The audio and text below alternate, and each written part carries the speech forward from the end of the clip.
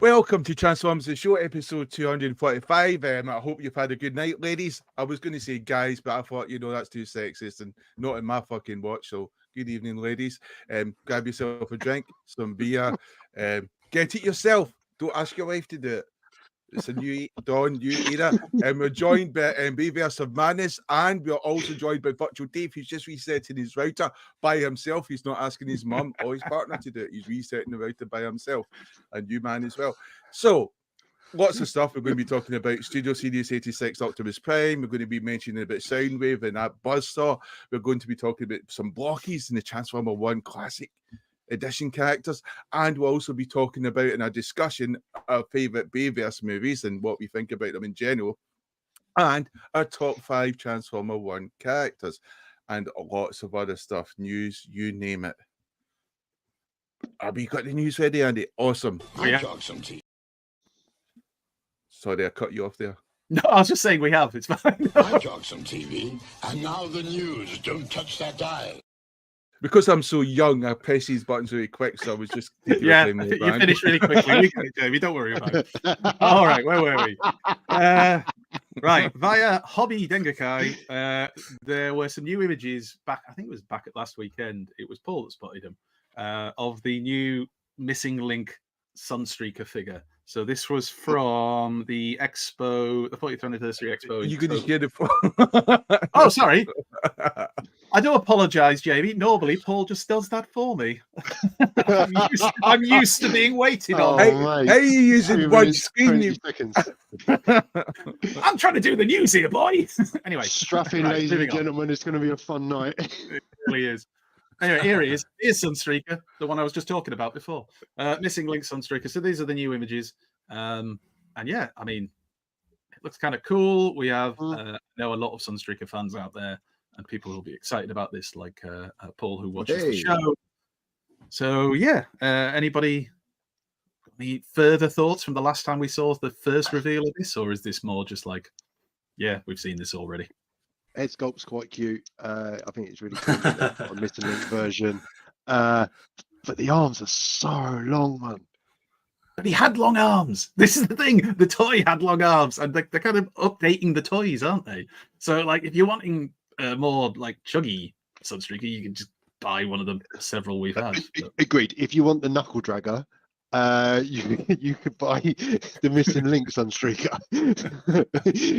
Or you could invite them to join Transformers the show like we did with you, Pete. Anyway. I don't know why, but there's that photo that if you can read it, it tells you some information about it, and I'm sure it's fascinating. But there you go. Missing Link. I can read it. Oh, what does it say, Jamie? Sunstreaker. And it's brilliant. Oh, anyway. So there's that. We still don't have a release date or anything like that, or price, because I mean they only really kind of told us they were even bothering to do it not long ago. Then we have this, which is the Furai model Beast Megatron. Pre-orders, I believe, are up now. 230 pieces, 170 millimeters in height. I don't know why they put the size in millimeters, but they did. And it's apparently, I like the fact it just says good articulation. It's not great, but it's good. So you've got that 50 movable positions. I mean, that's pretty good. Oh, pieces seem to come off there. Oh, that's interesting. You seem to be able to snap on several other pieces. As you go through the pictures, you'll see bits come on and off the back. You've got the weaponry. I think the arm you can change. It's, it is fairly impressive. Anybody big? I mean, obviously, we are all big Beast Wars fans. We know that, especially Pete. I mean, if there's one thing Pete loves, it's Beast Wars figures. And if anybody had any spare they didn't want, Pete would absolutely kill for them. See, now, why are you doing that? Why are you doing? There's no need. Dave, do you? I've also. Oh, sorry, go on, Bron.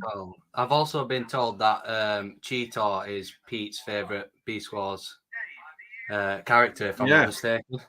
It is. It's identical. It's like looking in a mirror when you see sort of Cheetah. This is brilliant in the workplace. This is victimization. But it's fully deserved. I think Cheetah's a real victim here, personally. Yeah, Beast Wars fans are the victims here. Anyway, it looks interesting. I love it. Yay, Dave! Good. Is this like in your wheelhouse then? Are you a big Beast Wars fan yourself? And he's gone again. Oh, right. We're going to assume he is because he liked it. He said he loved it. Anyway, so yeah, it looks pretty good. I don't have price information, but it is up for pre-order now. So if you go to wherever you go, like Shozy or wherever, you will be able to find it there. And yeah, one for the Beast Wars fans, I'm sure. Arrowfire. They do a good job though, don't they? Flame Fury do an exceptional job on the detail and stuff. It does. Beast Wars fan or not, it looks good, but it doesn't feel like my Beast Wars Megatron. It just yeah, it's not for everyone, I suppose. I mean, if we were Beast Wars fans, we'd be chuffed with this probably. But yeah, it's not. It's there anyway. People can get it. Anyway, it's been at least 5 minutes since we talked about Blokees. So here's the Action Edition Megatron. So yeah, just some more pictures of this. We had a couple last week, and this one shows off the Energon mace. And then you get a photo. And the throne. Somebody asked last week, does the throne come with it? And the answer is yes. Yes, it does. We have now had that confirmed. So everything you see in that picture is what you get if you buy this Action Edition Megatron. It's Action Edition 02 for anybody who's going to have a look for this. And you can get these in several places, can't you? But actually, AliExpress it's too big for them, doesn't it? What, the chair? It looks just like the one that came with Starscream and all the, the ones we've had. But it looks like his wee legs have been there, be like a toddler. Maybe. Didn't we see a photo last week and he was sat in it and actually it looked all right? It might have been a grey prototype then, but it looked all right then. So maybe just how you'd seated, like a high chair. Where the fuck am I going to put the chair? On a shelf with everything else. Put it inside the cat's lair when the cat's lair arrived. Put it inside there. Anyway, there it is. Looking. Oh, it comes with what's he called again? The little Kremzik. Comes with a Kremzik as well. So yeah, that looks quite cool. Bubble Jumper, you should be able to resist Blokees for quite a while. You live in Wales, you probably wouldn't be able to get any. What? Anyway, I agree with that. I agree with that because I definitely need to get involved in this Blokees because they look incredible. To be fair, they are. And you should. They're just fun. There's really good fun. And I recommend the classic edition for the more adult collector. Oh dear. Anyway, right. There's a Hasbro Pulse Premium event happening. It's called Premium Event 1027. I'm guessing because it's on the 27th of October and the Americans can't do the date properly. But anyway, for those people who are premium members, on a Sunday, October the 27th at 12 p.m. Eastern Time, which will be about 5 o'clock our time, I think. Jamie, you're good at working out the time difference. Yes, it should be. Yeah, so they're doing something and there's going to be reveals. We don't know what yet, but if you're a Hasbro Premium member, you'll get access to that to see whatever it is first. And I'm sure get to pre-order them first because that's usually how it works. But we don't really know much more than that at this point. Hopefully there's another competition I could win. Well, that would be nice. Nickelodeon are going to be showing the new season they're calling of Earthspark. Now, I believe this is actually just the second half of season 2, but they've rebranded it as season 3. And this is, I believe... Well, they've hinted it's going to be the last that we get of Earthspark. Isn't it like lots of spoilers being out? There's going to be Quintessons. They're going to have the red hate plague again. Yeah, the trailer gives away some things. Like you see what looks like the hate plague in the trailer. I think the thing you can get the show descriptions, with a little brief synopsis, and that's given away some things as well. So if you don't want any, if you don't want any spoilers, just don't read them. I'm surprised no one in TF Nation's just not painted themselves red, for cosplay. Well, just literally themselves, not like as a robot, just naked, not red, walking through the lobby. You'll need to leave like areas of your skin or your back not painted red so you don't suffocate yourself. But yeah. Transformers the show cosplay for next year, lads. Right. Anyway, that's out on the 25th of October, apparently, although, these things often appear early on certain streaming devices. Then we'll go on to this. So this is Earthrise Scorponok, which many people I've been desperate for a re-release of, and it is now being re-released. It is official. Loads of places had this up for pre-order. Some have had it up for pre-order for a while, so we'll have to wait and see whether their dates get put back. Because there was places that had this up for pre-order to come this year, but apparently it's not due till around April of next year. So have a look. If you are wanting one, get it pre-ordered. I know the price has gone up. The amount of people saying, oh, but it costs more than it did back then. Well, Titans cost more. It's just, the way of the world. Not saying it's right. I'm just saying that's how it is. Dave, are you thinking of getting this, or have you already got Scorponok? Dave. He's shaking his head, so that's going to be a no. Oh, Stein must be not well. Oh. Well, Dave's with us here anyway. I'm hoping he can hear us. Do interpretive dance. No, I've got them already. Hey, there he is. Yes. It is a great figure and a great representation of Scorponok. I'd still like a leader size one, just so you can have him like alongside a Power Master Prime, which Hasbro need to do as well. But anyway, that's another issue. Anyway. That's out, and people are very excited that they can get it pre-ordered. I've seen lots of people doing it. Then we had this, and this is the Mighty Jax till all are one diorama. It's going to be 68.6 centimeters tall, 50.3 centimeters wide, and who doesn't love a bit of depth? 51.1 centimeters. Oh, suits Go you. again. Go again. 66 high. 68.6 centimeters tall. Fuck off. 50.3 centimeters wide. 50.3, get the width. 50.3 centimeters wide. And then we all enjoy a bit of depth. So 51.1 centimeters deep. No. And it's limited to 101 units, although they put 100 plus one. Just write it as 101. Don't be a dick about it, lads. Anyway, there you go. There's the no. It just won't fit. Well, not if you got the cat's lair in there. I won't be able to come in the room.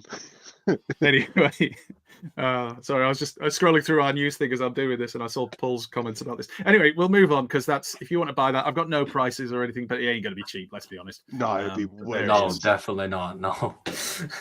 And then, it's the Hasbro Transformers one, Studio Series Alpha Trion. So yeah. These are the photos by Notrab. You'll see a lot of photos from Notrab on our show and today, because he seems to be getting a lot of these figures. But there it is. If you've seen the film already, you'll know a lot about the character, I'm sure.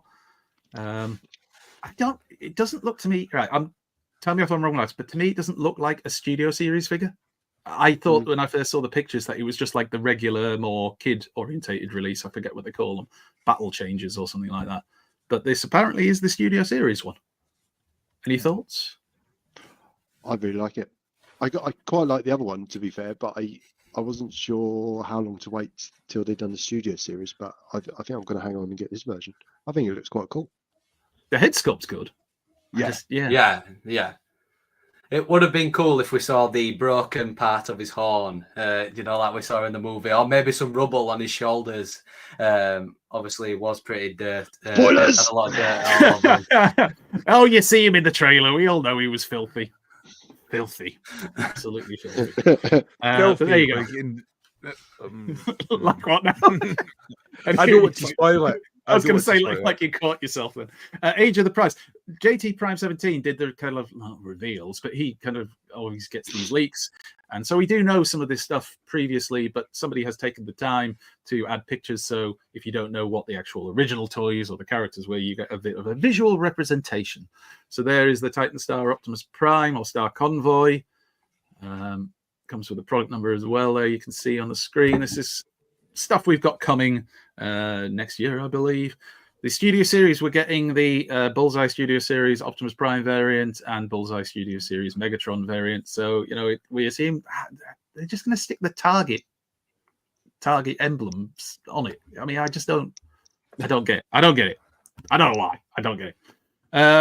There's going to be a Mayhem versus Wreckers capsule. So we'll get a Deluxe Spinister versus Twin Twist pack. Some people missed out on Spinister when it was released in Siege. So they're quite excited about that. Did you got one though, didn't you, Pete? No, I haven't got one. You got one? No. Oh, you haven't? Oh, right. Well, this will be right negative. rally then. And I missed Twin Twist. Yeah, I'm well excited about it. There you go. Then it's a good idea to put them in a pack for you to buy. So that will be coming in 2025. It's going to be apparently an Amazon exclusive, but keep your eyes open for it. They always turn up at other retailers. The Transformers Devastation Target exclusives. So you're going to get the Voyager Elite Seeker, which is the grey one that we saw in the game, apparently, and the Deluxe Ground Soldier, which is the blue one. And yes, it's based off the Run Amok and Runabout. Well, look, anyway. Not sure whether it'll be based off that mold, but probably, because Hasbro are lazy. So there you go. And then the only other thing, which some people were moaning about, was this. We're getting the Ramhorn and Ratbat, the 86 Ramhorn and Ratbat from Studio Series, that are going to come with Perceptor in a pack. I presume because of obviously the scene in Transformers the movie, you know, when he's being attacked and then Blaster releases his tapes and all the rest of it. But some people have complained that means you've got to buy a toy you may already have in Perceptor to get the tapes. But, you know, just buy it and sell the Perceptron. Just Yeah. You know, Like anyway, every twin pack they released. Exactly. I mean, you pick yourself a bludgeon up all day long at the moment. Right, we'll move on. Because there's not enough non-transforming Transformers. Here's all the Transformers that were on display at the China Toy Expo. They are 13 centimeters or 5 inches tall, and they range from Transformers 1 characters to G1. Another Blokees type thing, I guess. Kind of. I mean, I don't know if you have to build them because I haven't seen any information on that yet, but I'm just glad that someone stepped in and you know, going into this sort of chasm of lack of non-transforming Transformers. You know, good show. Big pride. That's why I mean, there must only be a few 6 or 7 companies doing this now. You know, we talked about the other week. I don't know when this happened that they just became so incredibly popular. But do you think it's because everyone saw Super 7 and thought, you know, this is pish, someone's got to do better, and people have just rushed in and went, my God, you can actually do good non-transforming Transformers, you know, which is in the price range. You see, I would say yes, but I don't know if any of the other lads are fans of the Super 7 figures. No one. They've got taste. Look at the way they dress. I feel like Dave's laughter suggests that he might disagree. I'm not sure. It's only because I have so many, but I can't defend them. I mean, they are terrible toys. It's like, well, maybe it's not quite like, but it's like the red figures, the RED. Oh God. Oh, I put mine back in the box. They look nice in a box. Let's leave it at that, and then we can just nicer in the bin. Anyway, there's lots coming. Is that a gold bug rather than a bumblebee? I believe it is, isn't it? It's a lazy gold bug. Well, and there's Bumblebee. And one of the secret. It could be Starscream, could be Skywalker, could be Thundercracker. We just don't know. Then something that'll be in Brandon's wheelhouse definitely is the DLX 30 DLX Lockdown, and this thing looks, let's just say, detailed. Very detailed, yeah, 100%. I mean, freaking! These are the ones that cost quite a bit, though, don't they? How much is it for these ones? Yeah, it's normally about. It depends what size, but it's normally about roughly around £200. But the 100% worth it, in my opinion. I mean, I made a video on this earlier, but like the details that and the engineering that 3-0 put into the products, and especially this, like all these details and stuff you can see, I think it's totally worth it. And little details like the scratch on his eye and the chest, yeah, it makes it worth it for me. Is it really engineering, though? Is it more like sculpting? Well, yeah, I agree, but it can be a bit of everything, really, can't it? I just think it's scary. I just think that it's scary. I don't know. You do look like you'd cut yourself on it somewhere. It's just, I mean, the sculpting's incredible, the detail's incredible, and I actually like Lockdown. I think Lockdown. Well, we'll get into it when we discuss the movies, but Lockdown was one of the positives from Age of Extinction. But yeah, I don't know. I know you do a review of one, Brandon, or was it one you picked up at somewhere? Yeah, I don't review them. I'd love to review them, but trying to get a setup done to review them is quite difficult, to be fair. But I 100% want to review some of these products because I have them here to the side. This one being my favourite. So yeah, I'm looking forward to putting this lot down next to this Optimus to recreate some of them moments from film. So, but yeah, when you said the sharp parts, if you see Prime's helmet, he has like some pointy things, and it's just mainly plastic. There's nothing really like, even though things are sharp, obviously not. I don't think things will really cut you. I think physics would argue against you there and say, Jamie will find a way to slice himself. On those you're talking to a man that nearly bled to death transforming Chug RC. taking a pin out. Anyway, there you go. I do agree. It looks very impressive. Yeah. And then there was the big reveal, wasn't there? As well. The crossover, the Transformers Star Wars crossover. So this is the Walmart Collecticon reveal of Transformers, the Transformers collaboration with Star Wars to create a Mandalorian that transforms into the N1 starfighter that he flies around in. I have a deep-seated dislike of Star Wars Transformers from their previous releases, but a lot of people saying they think this looks better. We shall see. Do you know, it looks good. I actually think it looks pretty decent in comparison to what came before. I've been burned before, though, Jamie. I've been hurt. They cut me deep. I wanted those things to be good. I bought several of them. They were not good. I think I gave half of them away. Anyway, there it is. It'll be retailing for $55. So, assume that's 55 quid over here, but I'm sure the pre-orders have been up already, haven't they? Anybody pre-ordered it? I have. No, not yet. So Jamie, you will be the one to tell us about it. Sorry, go on, Dave. I was gonna say I like the shield and the cape how it becomes a stand. I mean, at least that's pretty fun. Clever. It does look more solid than the old ones did, but that doesn't take much because the old ones were pushed. It looks good. It doesn't look ridiculous. It looks like it could be a transformer. I did see some people saying that maybe they could retool this into depth charge, like engineering wise. Yeah, I can see it. I can see that. Yeah. Anyway, there you go. There's the packaging. They won't do if it's shit. Yes, they will. Yes, they will. You know they will. Anyway, it's been another 5 minutes, so let's look at some Blokees. These are the classic class Blokees with some photos from Notrub, and there's a brilliant video on these classic class Blokees by our very own Pedro. Sorry, Peter. Isn't that right, Pete? There is one I put up earlier this week, but I don't think these are the same ones.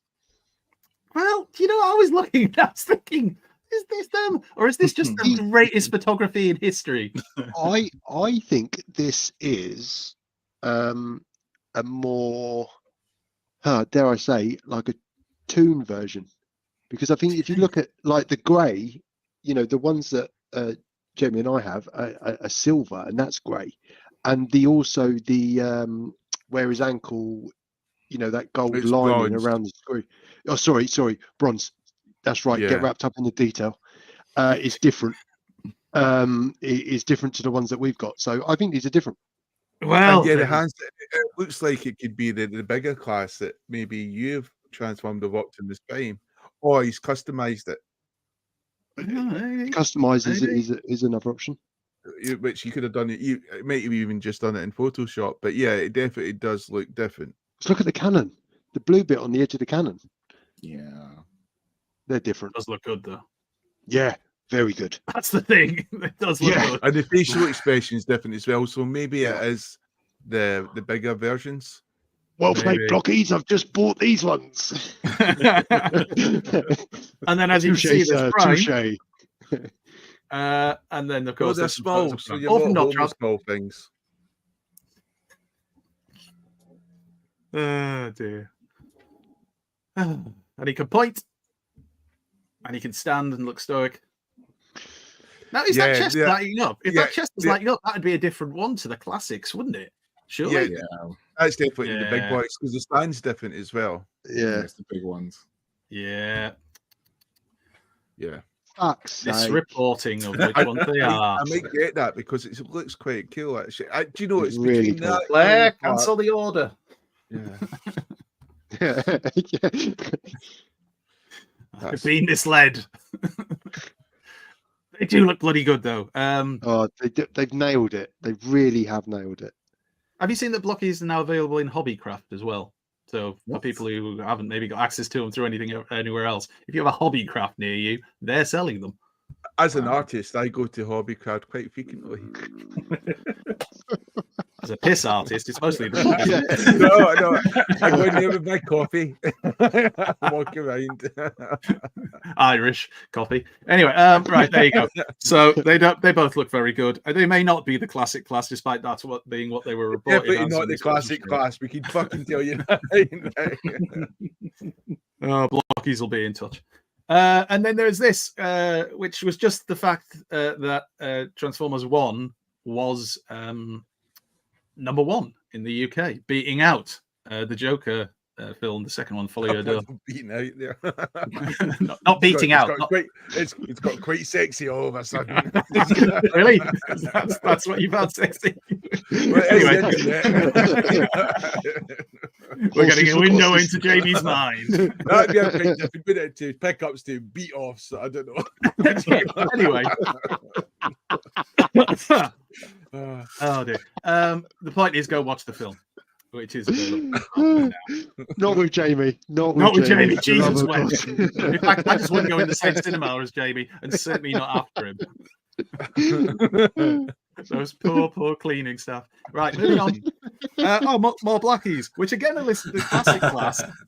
But are they classic class? This is classic Yeah, class now. Yeah, Yeah. they're the Oh, thank dinky God, ones. one of them was 6.5. correctly labelled. That's good news. So again from Notrab, and there's Elita 1.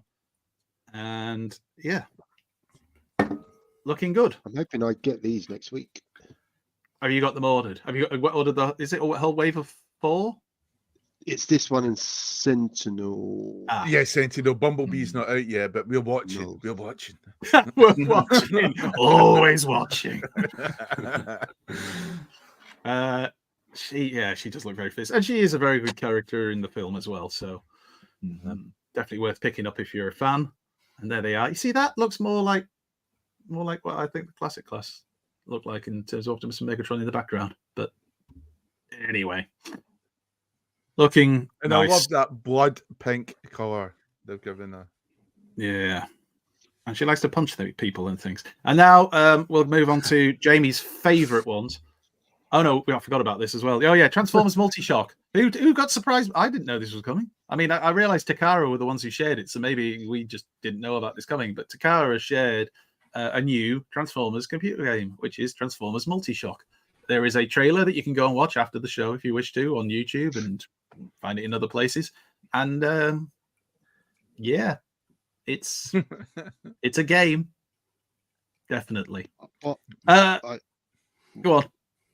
I was just going to ask, what is it? But then I thought, I don't really care. So Yeah, I'm not really sure. It's like, well, I have seen the trailer. I don't know how to describe it. It's like shooting, but it looks shit. I'm just going to say it looked. As far as we know, this is only coming out. At least so far, we only know of it coming out in Japan.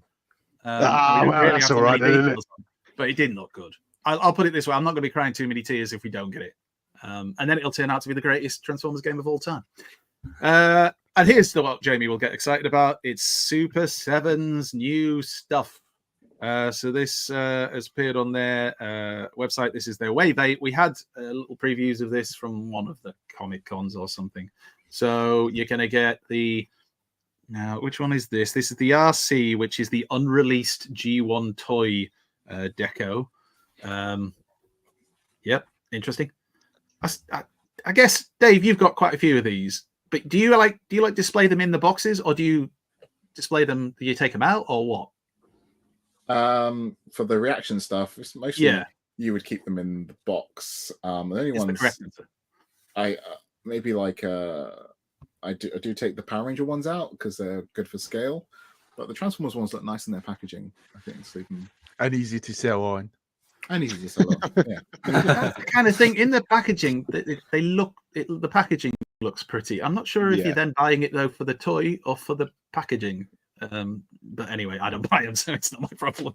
Nemesis Prime. Everybody loves a black Prime because they look the best. There we go.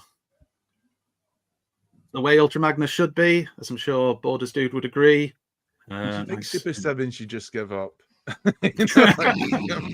Well, possibly, because then you can get to. Oh, they've gone and mislabeled Rumble. That's a shame. Fuck yeah. Come on. I could just Bisto will be sharing that days since an argument over Rumble is. Look at that. You know what, lads? Those of you who want a red Rumble, you can have those one.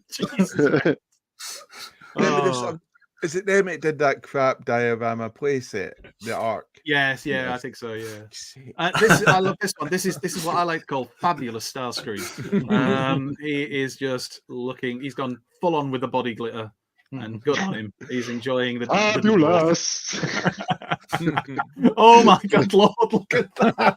Oh my God, it looks like kids have got hold of it with the glitter. Dip him in the glitter. Oh, and then there's this. So this apparently is going to be a Diaclone Colors Devastator, which is also coming from Super 7 and their Reactivate figures. So this was a late reveal. So you get a Diaclone colored Devastator, and people are going to buy that because people love Devastator. Apparently, it's not for public release, and that might be for the best. And that's it. That's all the mainline news because that's it to take ages. So let's go on to some third party, if we can. Battle tank! Battle this. It's heavy metal cruncher time as Optimus Prime goes toe-to-toe with combat Megatron. Prime is one tough dude underneath his hood. He's a transformer missile fire phenomenon. Combat Megatron is combat armed. His mighty mega missiles are slamming. He can metamorph and use mega force, but combat Optimus is still standing. So the bit we've all been waiting for. This is Hans Hobby's MB32 prototype in grey colours. This is the shell on mode, and there's a photo later on that shows it in size comparison with other fans' hobby items. Anybody collect a lot of fans' hobby here? Anybody a particular fan? Fantastic, and this will go down well with all of us. I'll say this: if you're recreating a Pretender, I actually think they capture the look quite well, of a Pretender shell. It's just, I don't know. I'm not excited by it. No, it looks very cool, and I'm sure someone will be very happy with it, but it won't be me. It's a metal hook. If you want, Yeah. And I got one cool. that Hosborough gave me that I'm quite happy with. So I'll be all right, lads. But there you go. It certainly does look like it poses well. And there is a size comparison for anybody who is wanting to see how it scales against some of their previous releases. Don't look too bad. I know Gav B's in the chat, so Gav, if you're in there, how much do you think this thing's going to cost? Give us some figures here. Give us some numbers. You can just pick them out of nowhere if you want. Yeah. That'd be a good idea. But there you go. There's Fans Hobby with more stuff. This is it was listed basically as the Magic Square Toys MS-04 Munitioner, so their masterpiece scale Swindle. And this is the pictures that kind of were shared. So this is from the picture of the whole combiner, the grey ball. And this is basically because somebody noticed, oh, look, there's Swindle. And we haven't seen Swindle yet. So there it is. He's a leg. Again, anybody picking this up? Anybody particularly? Yes. It will go with. Right, go, Pete. It will go with Brawl. But Shotty have got it on for the beginning of the second quarter of 2025, which I didn't sign up for when I bought Brawl. If I'm honest, I thought they were going to fire them out quite quick. You know, I could be dead by the time the fucking Onslaught comes out. But no, I'm quite excited about it. What with the kind of the edition pack that they announced last week, and the fact that now Swindle has got a listing on shows it's quite cool. Brawl is excellent. Gav seems to think it'll be £85 in answer to your question. Yes. That's why I said thank you too, because reasonably priced. Very reasonably priced for a fans hobby figure. I mean, that whole combiner looks good, and like you said, that pack that's like, it's toon to make it more toon, isn't it? Because it's supposed to be more toy. I think that's a good idea as well. And this is X-Transbot's M61 Ballistic, their masterpiece scale Target Master Misfire. This is their prototype. So these photos have been shared. And this is the one they did the two versions, isn't it? Yeah. There's like the toon type one, and then there's the toy one. The toy one, toon and the toy. I definitely preferred the toy version of this. Anybody else here like Misfire? Good. Let's move on then. Not that. I like Misfire, but not that. That's not my Misfire. Brandon's going, who even is this character? I've never come across him before. I'm not. I don't really collect third party. I mean, it's too big to display. So I have picked some. I have picked various third party figures up, but yeah, I step away from third party. Too pricey for me sometimes. Just out of interest, how big was that Optimus Prime statue you showed us before? Yeah, that don't count. And how many ones like that have you got again, Brandon? Let's move on. Anyway, I like the head sculpt. I think the head sculpt is very good. And I bet it'll look really good once it's finished. I always find it weird looking at the grey prototypes. I find it hard. Very IDW. That head sculpt. Yeah, it was very much. Which is not a bad thing if you're a fan of that. And then we had this little mini Optimus Prime, who I can't remember which company made this. Let me find my information. It's on here somewhere. But it's basically a micro Optimus Prime. And it is it's the one down the front, by the way, if you haven't noticed it already. It's not the one in the back. If somebody can identify the Prime in the back, it's there for scale. That would be great.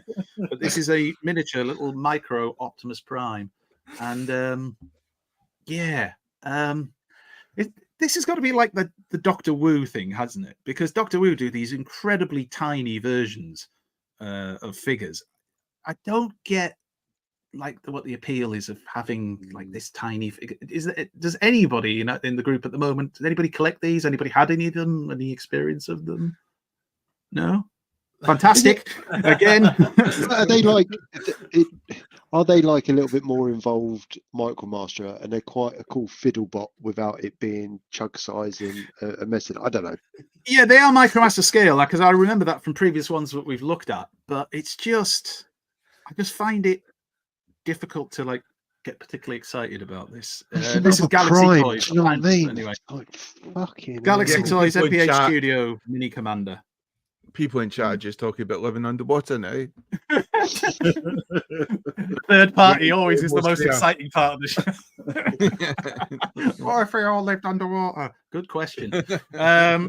Anyway, there is. Stick it in front of some backgrounds, and it always makes a toy look better. There he is with his axe. So he obviously comes with some bits and pieces, and it's it's Prime, isn't it? People are gonna pick it up. Then we had this I think this is the last part. This is Unique Toys R07 Dumber. I knew Brandon would be excited about this as a Bayverse fan, as this is one of the peak Bayverse characters that we got, the original characters. So, Brandon, thoughts? I mean, I haven't even picked up the mudflap version, to be honest, but I don't think it looks appealing at all. I mean, there's a lot more details on skids if you were looking to buy it, whereas this is just literally plain green. I definitely don't think it looks appealing at all. I don't think I'll be picking it up whatsoever, but if I do, yeah, it'll probably be a last option for me because I don't think it looks good at all, to be honest. Oh, last last option. resort. You make it sound like you're going clubbing and you have no choice. Before Last death. resort. Don't have a I've choice. got like a gun pointed to me.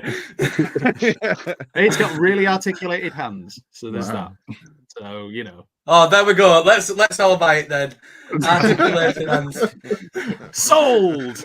Sold. That's me, I'm back. When they're third party have obviously got some exceptional toy designers in terms of, I think, the engineering and the design and stuff, but someone's genuinely spent so much time on this and Why? they've come up with this product. Yeah. Why? Do you think it's going to fly off the shelves? Do you know what the best part of the Bayverse was? Skids and mudflap. Do you think these, Bring do you your think money, these boys. articulated hands would fit around a micro penis? Asking for Pete. There's nothing Bayverse coming in this house, son. Nothing coming in Bayverse. Right. It's there. If you want to pre-order it or whatever, I'm sure it'll be out there. Unique Toys, Dumber, to go with the other one. Like Brendan said, what was it called? Mudflap, and that's the Skids version.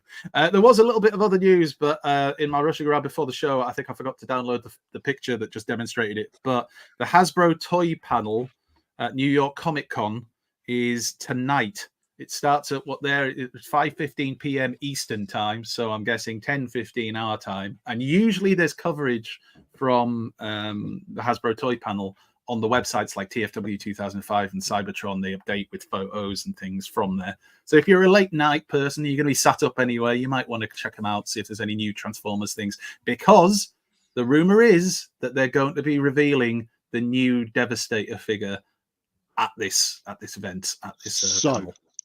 So if all 38 to 40 people that are watching now hit that like button, we will stream it live. It's not on YouTube, you mentalist. We're streaming live. We'll sit with the website open, pressing refresh. We will stream live, Peter in the shower. Now that really is going to go viral in every sense. Anyway, right, that's it. That's the news. Let's, the people let's what they move don't on. want. And now for some pickups.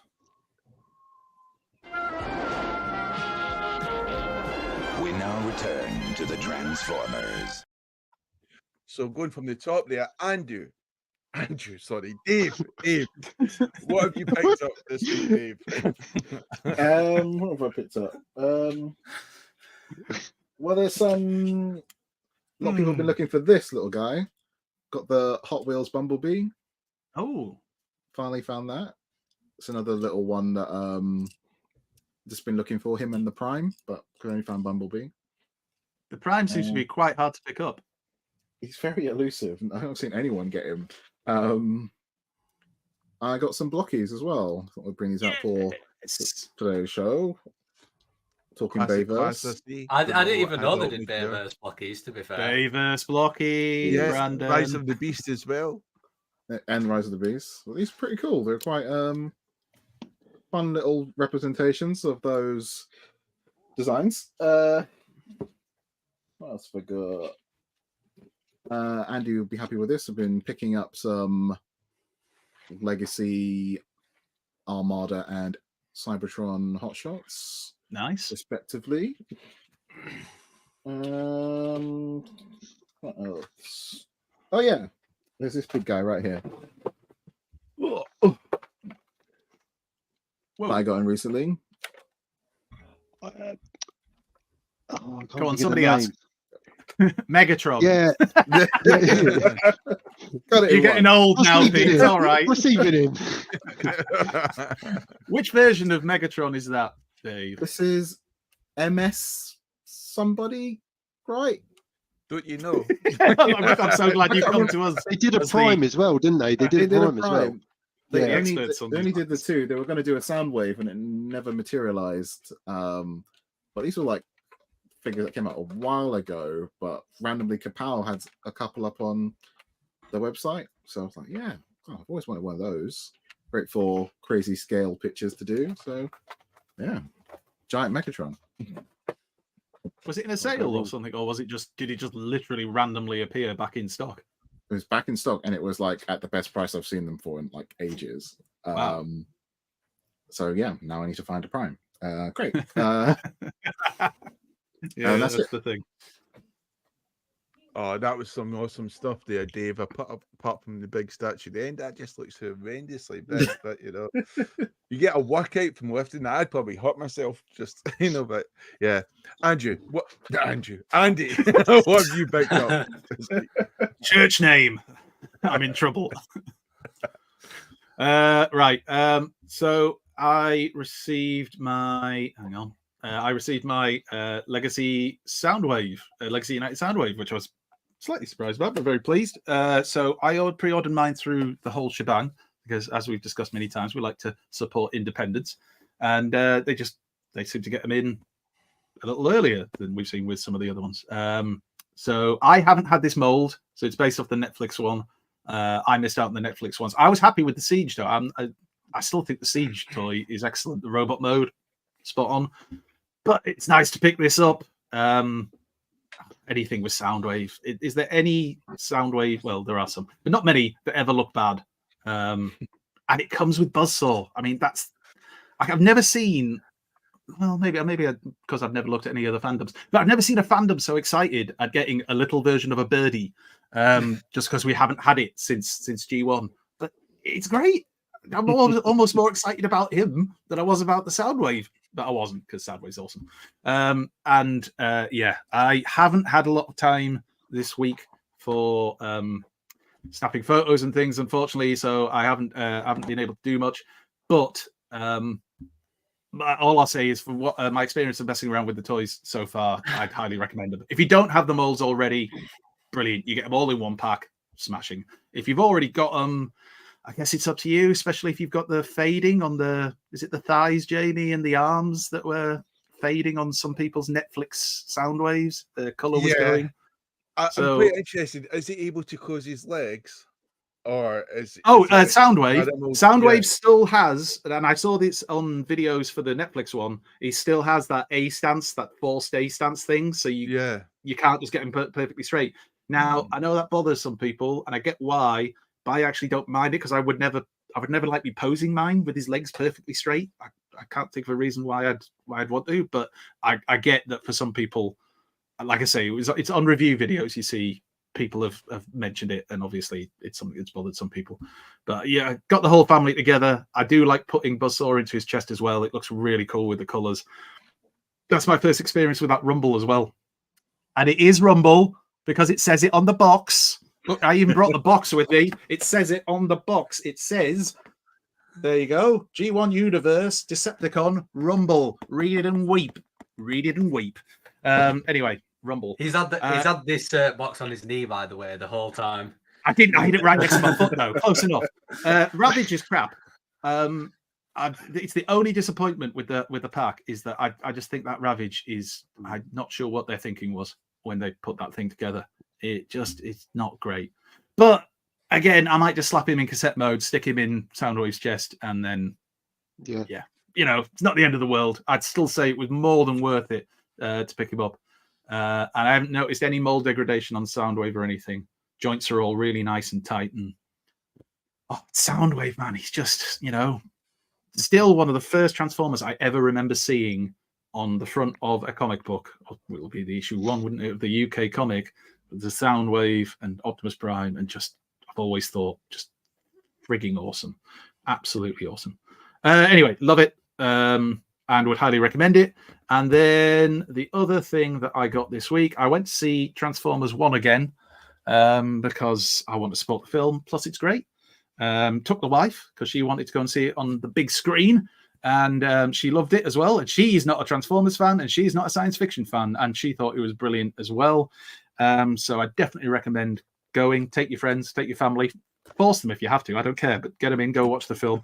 And I was so inspired, having seen it and enjoyed it so much. I thought I'm gonna buy the Studio Series Optimus Prime, just because I want it. This is like my memento of seeing the film. That's the excuse I gave to myself. So I haven't got it out yet. That's hilarious. I'm going to end up with like 20 Transformers 1 Optimus Primes, aren't I? I'm going to have like Blokees versions at different scales and all of this. But the point is, Transformers 1 still really, really good. Go and see it at the cinema. My son, who has actually seen it with me when we went to see the early screening, he has had a conversation with his friends and a group of them. I am taking them, dropping them off at the cinema on Sunday, and they're all going to go watch Transformers 1 because his friends haven't seen it and he wants them to go and see it. So very good. Get people out there, get them watching it, get them enjoying it. It really is a good film. If you haven't seen it, go give it a chance. If you think I hate it because I love G1, you will still love this film. It really is a good film, and it's just really entertaining and fun, and you'll enjoy it. And stay right till the end. Don't leave before the end of the credits. Because I saw people at cinema leaving. Yeah. And you know where you just want to shout across the room, don't go anywhere. But, Don't leave! Don't leave! maybe they'd seen it before. And they thought, I don't need to wait. But yeah, so those were my pickups. And thank you. Just before you move on, Bayverse of Madness. Sorry. I just wanted to ask Andy about Soundwave. You know, on the Soundwave's eyes, was that the lighting that kind of brought up the white bit, or is that how it's coloured? Sorry, hang on. I just wasn't sure if it was the picture, because I just thought his eyes are red on the eyes. Oh, okay. So you just picked it up in the light. It just it has a white. It has a white red. tint. So it has a white tint to it, and it looks really good. It's definitely red. I know some people wanted yellow eyes, Jamie, but they're red. I don't mind. To be honest, I can live with it. It looks pretty much like the Takara version, which I've got. From the box set. Probably very, very similar to that, if not the same. But because which means I've literally just bought that for the fucking It's not like you have multiple versions of the same. Well, I think the box set was a colossal waste of money when I think about it, because the Megatron was pish. The Shockwave is easily beaten by the comic version Shockwave, which is far superior, and now you've got the Soundwave from the Hasbro, which isn't too bad. So, fuck, why did I spend like 90 quid on this Takara box set? Great, and if Jamie's selling them on, you will want to buy them. Takara, you've let me down. Used to be the promised ones. Bayverse of Madness, what have you picked up this week?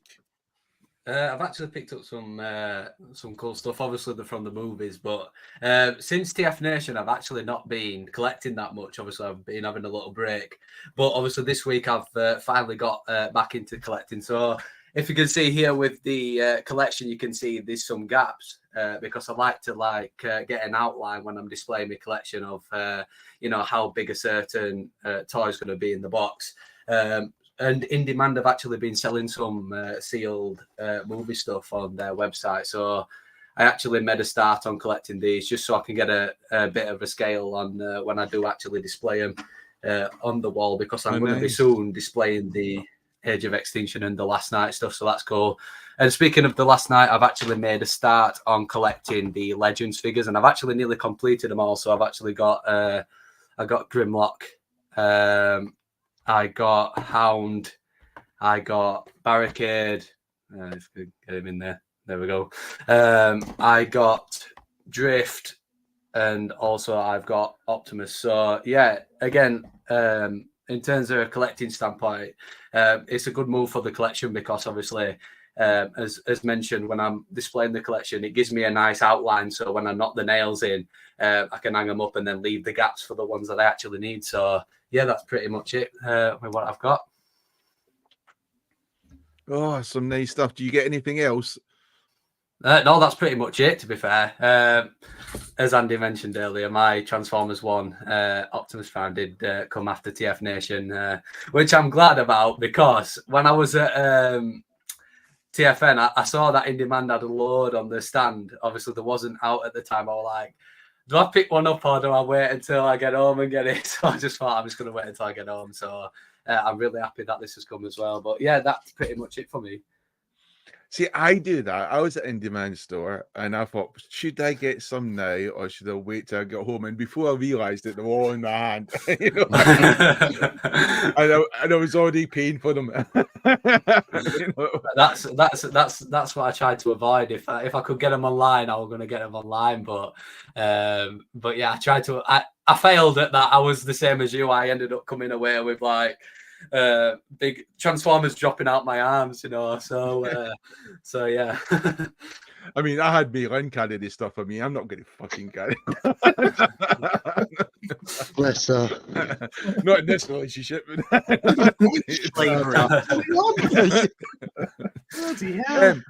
What have you picked up this week, Peter?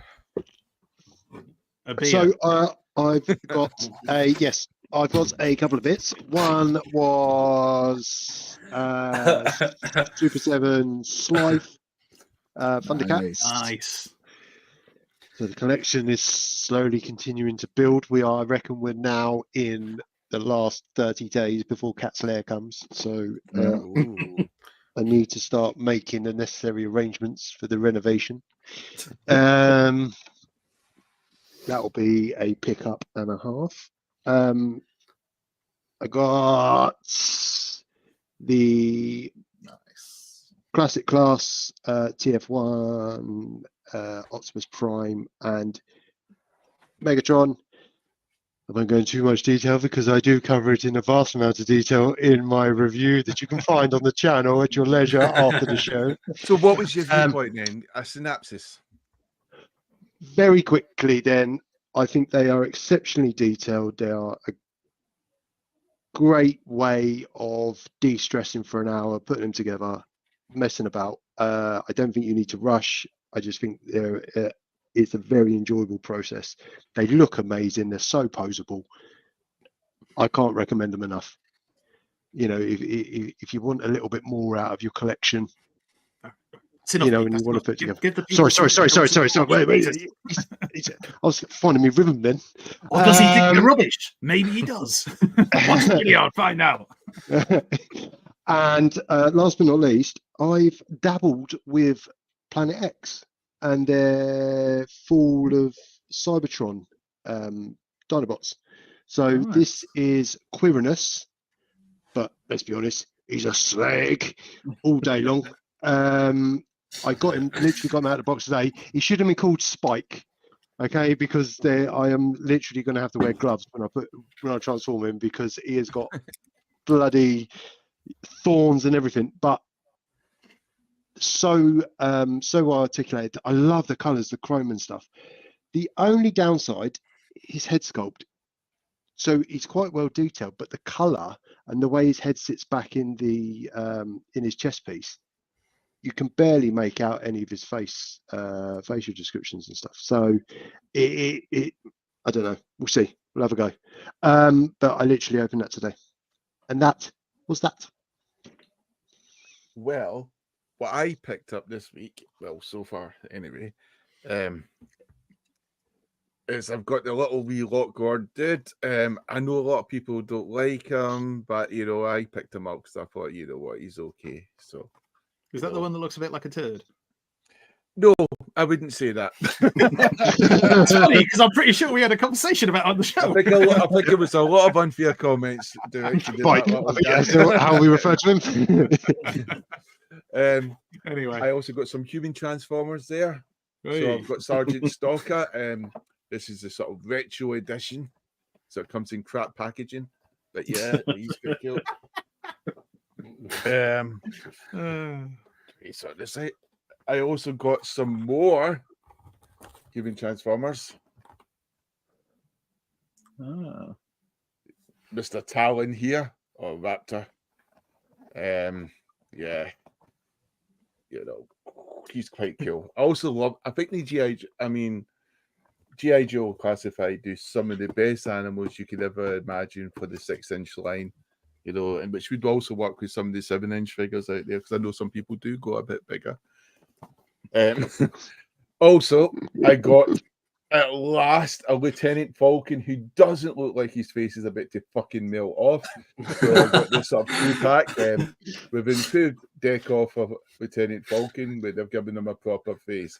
Still not fucking ideal, but you know, it's better than it was there. But yeah, and it comes with one of the dishes of sort of like female Action Force figures as well, before they became sort of Americanized G.I. Joe.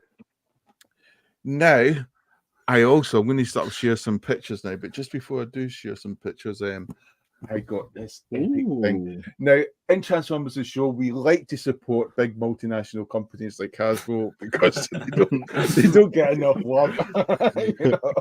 you know. I mean, I think these independents get too much love, and you know, and I thought, not in my watch, Jamie. No, I'm going to support the big multinational companies. You know, because no one likes them. And I'm going to be a trendsetter. And I got this guy, which I've been keeping in a sort of plastic box this time because I don't want dust to go on him. But he's just awesome. I mean, the backpack isn't that bad. You actually don't notice the backpack anything. It just sort of adds this sort of girth to his, you know, his upper body, and it's just a solid figure. But I think it's one of these toys where I think once you get it in your hand, you know, you won't want to let it go, basically, you know. Which is a hard thing for a guy because there's lots of stuff you like to put in the hand. But you know, for Optimus Prime, you know, he's just like awesome, and it is such a. It's almost like you're holding a dream. It really is. You just wouldn't imagine it because when you first saw it, I was a bit bemused, but then I've not even transformed them yet, you know. So that I don't know even if I will. I might buy another figure and transform that one because I quite like this one because I've heard there's been some sort of issues with some of the transformation and stuff like that. But as far as that, it's just brilliant. And it's like when I've got the Yellow Park Optimus Prime, and you've got some of these non-transforming Transformers, and then you've got something like that in your hand, which is engineered, and it can actually transform. You start to really appreciate it because I love the way the shoulders come out. I mean, oh God, I need to show this. Because I think they've done this the best fly joint ever in the universe of. There's a fucking camera. So there is there, and there, and I'm going to try and make myself big. How did that fucking? Sounds like you're already there. To be fair, I was going to say, put it in your hand and make yourself big. Nope, that's Dave.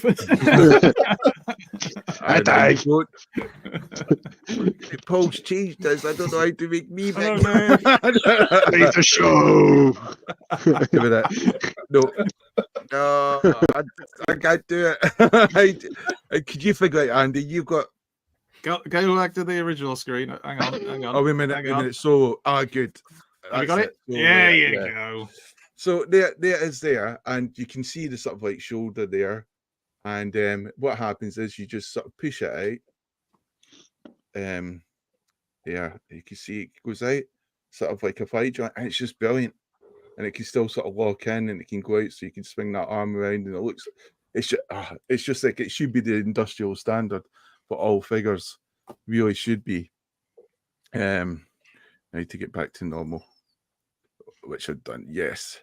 So yeah, it's an absolutely brilliant figure to have, and having a sort of a bit look there is I took some like snapshots of it, you know, just out the box, nice and simple, mobile phone, and it comes in quite structured. Now I heard some comments, and I don't want to be disparaging, but I think when you're paying about 90 quid, it's a lot of money. So I would say, you know, make sure you could buy it from a place you could return it if there's something faulty with it which you just don't like, because it's a lot of money. I mean, you pay 90 quid for something like that, you expect to have it as good as you would want. You don't want to have something where you go, oh, that's good enough for me, because I had a little mark in mine. It was a excess paint, and although everything else was in my cut, a bit of excess paint was just above his windscreen, so you could see it quite easily, a bit of silver. So I was on the phone to Gav, you know. For some reason, Gav didn't want to get a taxi from Newcastle all the way down to my house. So he gave me instructions on how to remove a bit of silver paint. So I used some isotope ethanol. Was very careful. I used water first. I tested it with water because I wanted to see which way the liquid would run. So I would have the position right and everything, because what you don't want is to have too much, like you want it to be almost like a dry rub. And if anything does happen, you want to know which way the liquid would go, because mistakes can happen. So it's just to be prepared. And I've done that, and I got rid of that excess silver paint, and I was just ecstatic. So I was really happy. I didn't bleed to death this time, not like the fucking RC instructions they gave me. So I was really happy with that, and yeah, and it's good. And I think a lot of other people were saying unfairly that it should be in a tray or there's something like that for display. And I'm thinking, no, you're paying the 90 quid for the product. It's in there. You know, you just want it well packaged and secure. I like the fact that they're using these plastic straps, which are bad for the environment again, because as much as we all like dolphins and whales, we also like our toys in pristine condition. And now the ropes before were always marking the paint. They were rubbing against it and causing damage because Hasbro were too tight, you bastards, to put tissue in between, which might have solved that. So Hasbro decided, well, we could put some tissue in between, or we could fuck over the environment and just go back to using plastic again.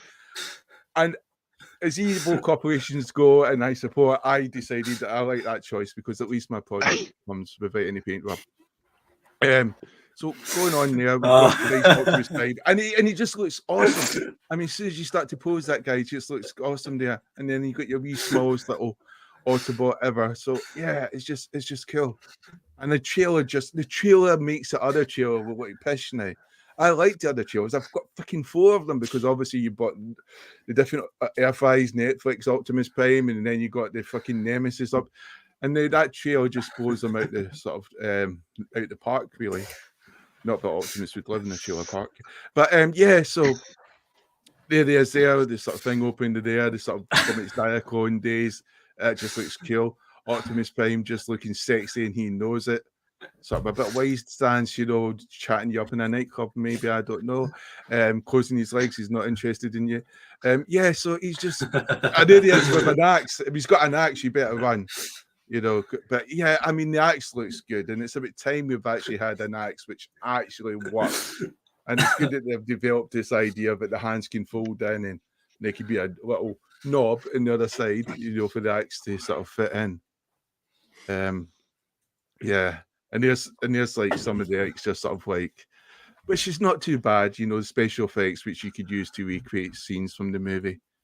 And there's a wonderful box art. And there's a photo I done today, and I it's almost like Ultra Magnus again, because I literally usually when I do photos I don't have time, and I make it 1 or 2 photos done. I've done 5 photos of this guy today. I mean, I've only edited the one, but I absolutely just loved it, enjoyed it. And it was almost like subtle things. All I did was turn them slightly, photo again, turn them again, photo. You know, I just, it was almost like, you're beautiful, Prime, you're beautiful. Work it. Yeah, work your magic. You're working me. You're working me. Oh, stop, Prime. Damn, I've got video cameras in here. I can't get it. Yeah, I can't do too much. But yes, it's just a wonderful figure. Detail is great. A beautiful face. Yeah. Wow. You know, everything about him just sort of reads class. And that sort of badge just sort of sings out there as well. So I really enjoyed doing that. Good. Also, we got some Blokees. Oh. Now, what I like about these Blokees is it's easier to switch on the fucking lights for a start. You know, compared to the other classic editions, the lights were just like a fucking nightmare. It'd be shaking away, you know, as if it was a good session or something. It'd be just Jesus. But these things, they come on quite quick. You know, so that's quite good. And I've just developed a wonderful technique now for getting them on there. But yeah, awesome detail, fantastic. I think the proportions also the best I've seen of all the sort of shots. I think these are like the best proportions I've seen compared to the cartoon. With all the other toys, I think it's always been a bit out of proportion. Like the legs have been a bit too long. Optimus Prime's shoulders always seem to be a bit too big or a bit too wide. And I think Blokees have nailed the proportion of these figures. And the detail in this thing is outstanding. And when I was making these, Malin was was working. We were working in the same table. She was doing proper work. I was making Blokees, and she was quite stressed. So she was talking about a job and saying, "Oh, this stuff is, oh, this is annoying, or this is annoying," and I would go B1, and then she'd go, "What do you think of this?" And I go D2. You know, so that was literally my whole conversation for the next 2 hours. C1, you know, but did you think you'd have a stroke? No, I think she can Calling see out me, random. Andy. She's got good vision. Well, apart from the glasses, but she can see I was sitting next to her. Yeah, so that was me doing Blokees and spending quality time with me and listening to her problems of that day. You know, and this is the kind of thing that these sort of like toys can do. They can help you spend quality time with your partner and also enjoy yourself at the same time. Yeah. Just in case you start normally. Yes. And as I said before, actually the lights actually work in these, because I have got the classic class of the Rise of the Beast, and I'm not, some of the lights are quite good in RC, for example, and maybe, but I was not really sold on how well they worked with the other figures, but here they're just excellent. But and I just wanted to show you what it's like without the lights, that sort of dead eye. But as I said before, the lights come on quite easily. I've got it down to a T how you do it. You know, so it's a good figures, and they come with lots of like cool special effects and stuff, and you can swap the hands and you get the pose. And I tell you what, you know, for about 15 quid, there's a hell of a lot there. You highly detailed models, and you just think to yourself, you know, this is Euro Park, Blokees. You know, they're doing exceptional stuff, good quality stuff at a reasonable price. And obviously, is it 3DX they're called, or B0? 30. Yeah, yeah. 30. Yeah, they're doing the MDLX stuff, aren't they? Yeah.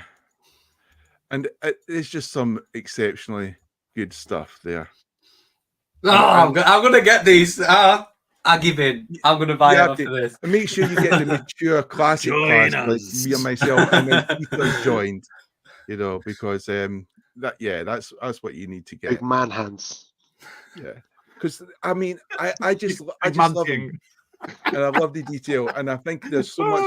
They're definitely a big step up from the Rise of the Beast versions. Now I don't know if that's because they've just got better models to work from, because Transformers the one I think we can all agree is potentially the third best Transformers movie out there, and it's absolutely fantastic and one of my favorites, and I thoroughly enjoyed it and recommend everyone go to see it. And when you've got class characters and class animation with people who love something, the merchandise is just going to be the same. The merchandise is basically working off the backs of giants, isn't it? And that's why it's been a travesty that there's not been enough merchandise out there to support this movie, because that movie was exceptional. And if any movie out of the whole of the latest of like Bayverse type of Transformer stuff deserved merchandise support, to be drowning merchandise, it's this thing. It's Transformers 1. But that's my pickups. Oh, Dave. Oh, sorry, Dave, you were there. Did he forget about you? Once he starts, Dave, you need to wait for him to stop. I'm sorry.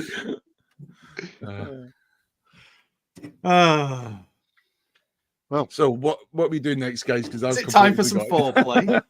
A little bit of foreplay action. Oh, Lynn, these are sex people. What do you mean? They're sex swappers. Lynn, this is DEFCON 1. Look. Look. Don't make the same noise as them. Don't think you want to join in. Can we just bottom it out? Bubble Jumpers asked how much they are. They're about 50. The classic class, mate, are about 15 quid each. We got them from AliExpress. It varies, but it's around 15 quid. Yes. Don't buy from other places where you might have to pay a lot of postage. You know, but if you get lucky enough to get in store, I think you're starting to see them in Game, and the other places are selling them now as well. Hobbycraft. So, yeah, they're £16 in Game. I don't know about Hobbycraft because I've not been in one. As an artist, I was in the pub next door while Jamie was in Hobbycraft drinking his coffee.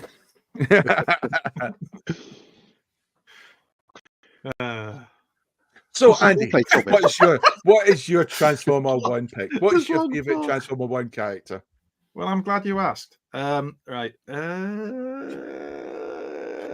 I got pictures to demonstrate. I'm gonna go with Megatron. I have to be careful, and as I suppose we all do here, what we say here, because we don't want to give away too much. But I mean, let's be honest.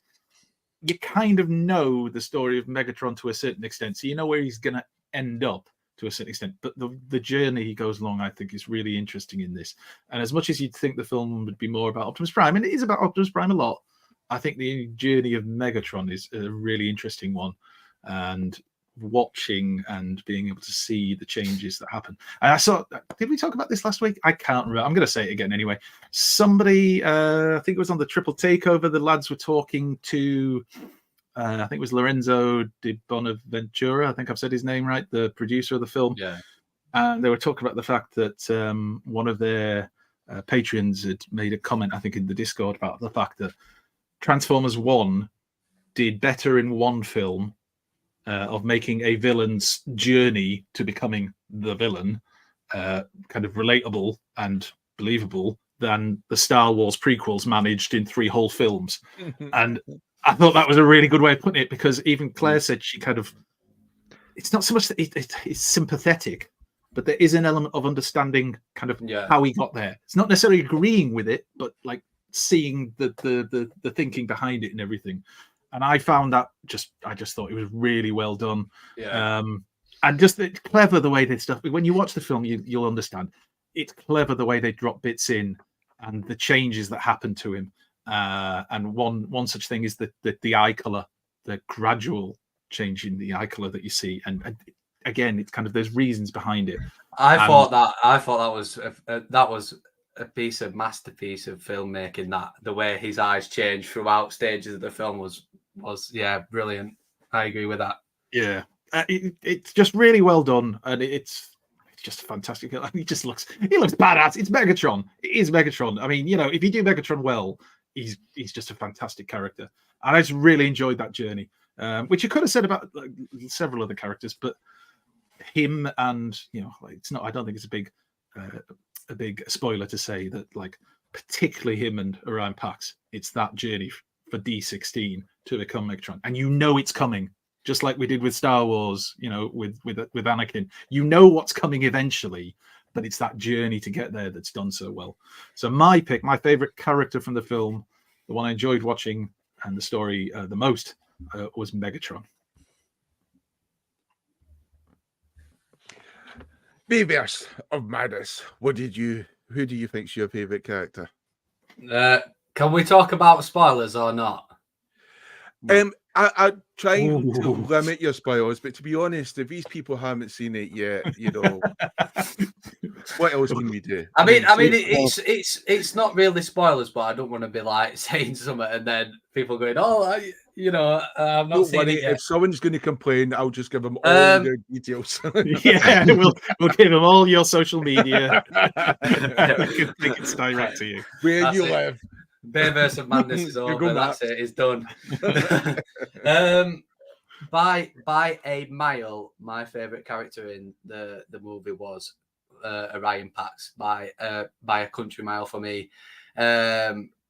Like Andy said, that journey he goes on, and you don't see it at first until Alita 1 turns around and says stuff to him. But the character arc that it goes on of giving people hope and stuff, for me, were like, oh my god, that for me is Optimus Prime. It gives that sense of hope to everybody, obviously, no matter what continuity you like. Obviously, with me with the films, he still gives me that bit of hope. But this film solidified the reason why I love Optimus Prime so much. And towards the end, when he obviously goes in the mines with the people he works and they feel useless, and he gives them that hope to fight back. And I was just crying the whole time, man.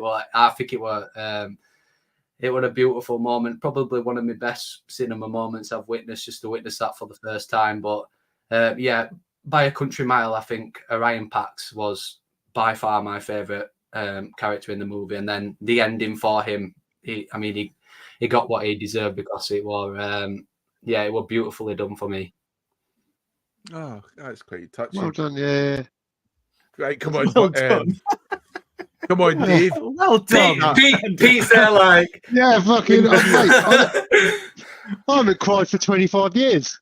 no, honestly, like every time he comes out the shower, more like. I've tried multiple times to make a video talking about the movie because I've not spoke about it yet, but I just can't do it because the way that the character Ryan Pax made me feel, where so there's some days where obviously I go through a lot of stuff in my personal life, and then obviously I look up to the character of Optimus Prime for a bit of hope and comfort, and then in this movie he gives other people that, and like I said, the way that Ryan Pax should say that.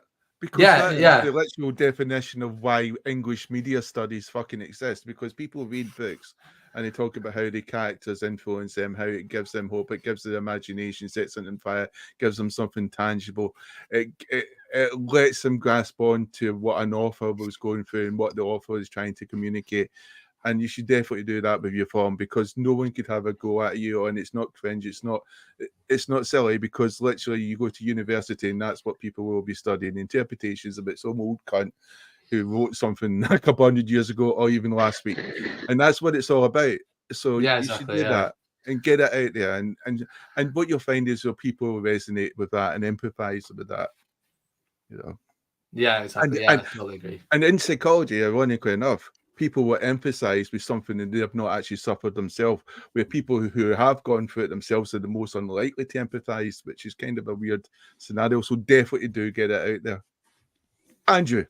Not fucking Andrew. Dave. I mean, it does say Andrew on the screen. I know. You can't be forgiven. Just mind fucking me. Yeah. What's your Dave? Oh, you're muted. You're muted. What's your Dave? Okay. There you go. Yeah, that's a tough one to follow up. I mean, it's probably says more about me with my pick. My favorite character was Sentinel Prime. He was just. I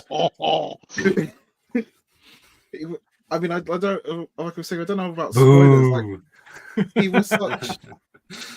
He's a character that we know of and we've seen before, but we never really got to seen him like this.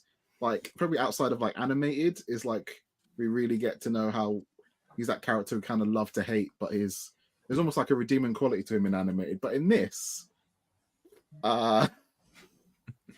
there's something about the way the voice actor really presented someone who could lie and manipulate and kind of pull strings in a really, I don't know, almost mafia type of behind the scenes of controlling it all. I thought it was really well done. Like, I really liked the portrayal of Sentinel Prime. He's deliciously evil, isn't he? He doesn't care. Yeah. He just embraces it, and that's quite cool. Hams it up a bit, but in a very good way. Well, yeah, like there's so many things that he does in the film, which was shocking on the first viewing. It was like I knew that he was going to do certain things from like the trailers and stuff, but like there were some things he did I was not expecting the character to do, and it was a nice surprise in a way. Like almost everything else in the film, you can kind of guess, or you have an idea of what's going to happen. But with him, it was kind of a wild card type character. Yeah, that's a good choice. A very good choice, Dave. You don't need to stop there, Dave. Go on and talk about how his evilness brought joy. How you're related to his conniving personality. You model your day-to-day behavior when you're in a Sentinel Prime. As you're taking notes on what you could do in your life. How can I take advantage of the entire population? I mean, who doesn't want a giant throne room with like lots gold of statues of themselves, Is that just your living room? And I'm glad someone said it. He's the true hero of that movie.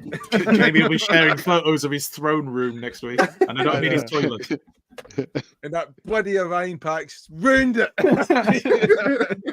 Bloody liberals. On his quest for knowledge. changing their class system, which was working perfectly fine. No, yeah, what a dick. What's your choice? What's your choice? Mine would be like Andy. I would have picked Megatron as my favorite, much for a lot of the comments he's made. But I think it's good for it because we're hoping that Transformers 1 brings a whole new audience, and I think for the fans that are a little bit more mature in age, that have been with the brand for many years, the Megatron's origin story, either there isn't one or it's it never shows him as an all right guy or someone that's been corrupted. He's always been evil, and that's the end of it.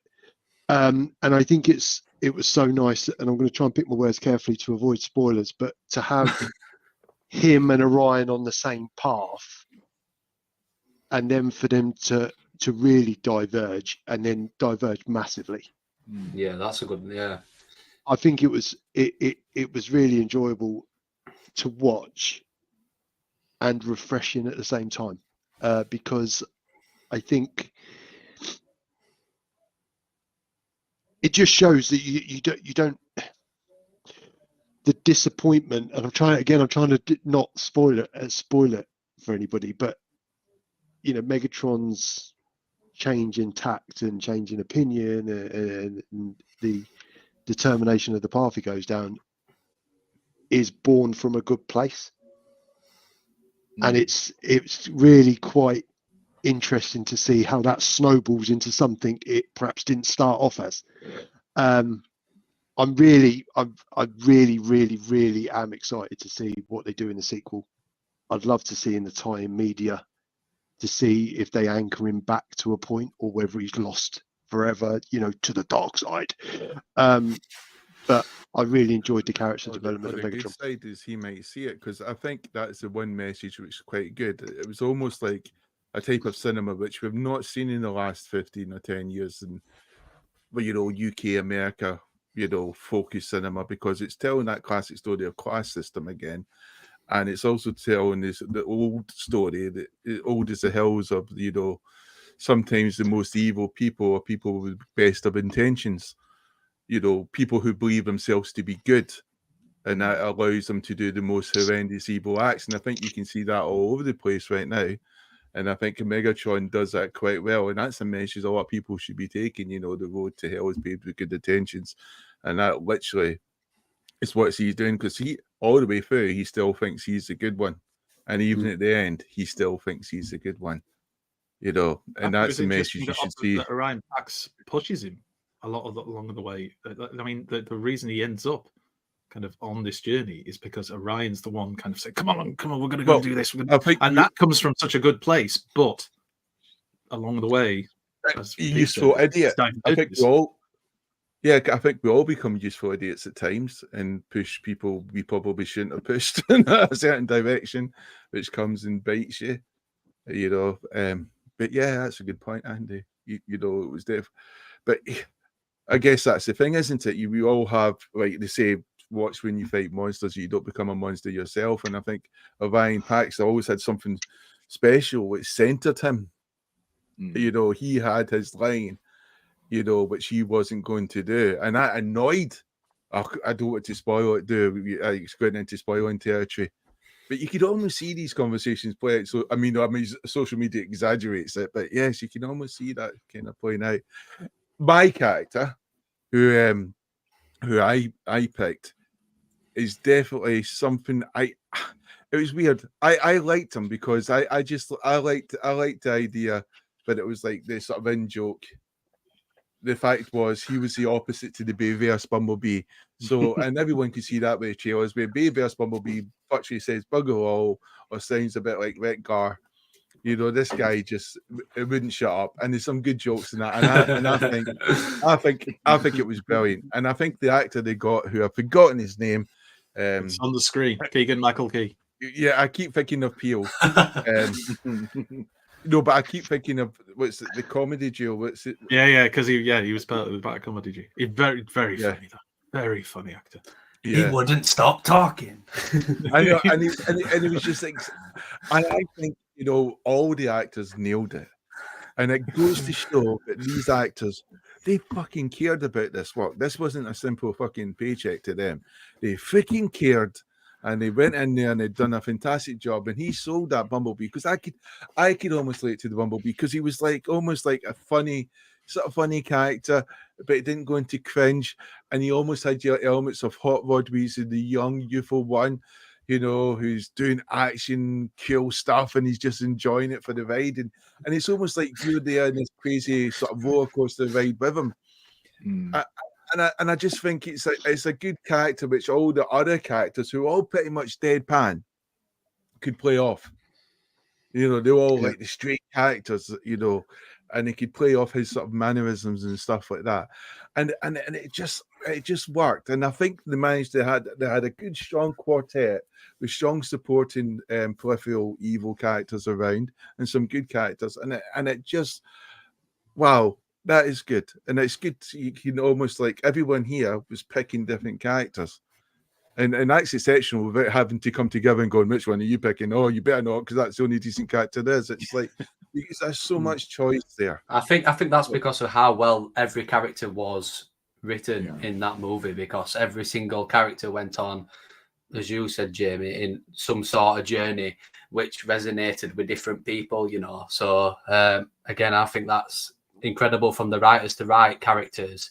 Where, like you said, different people. There's 5 of us here, and we've picked nearly different characters because I think that's that's how well they actually were written in the movie.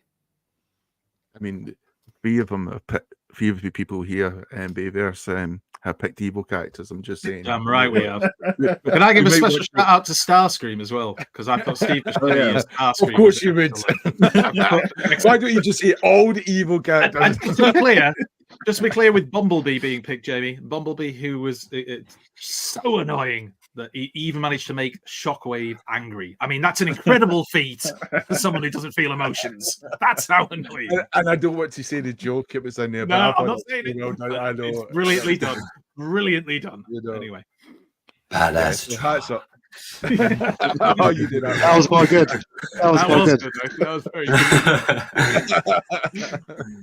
Yeah, so and do you know it's the one toy I'm looking forward to getting. So Yellow Park and Blokees, you better do a good version, or I'm going to be sending Peter around with his cheetah collection to sort you out.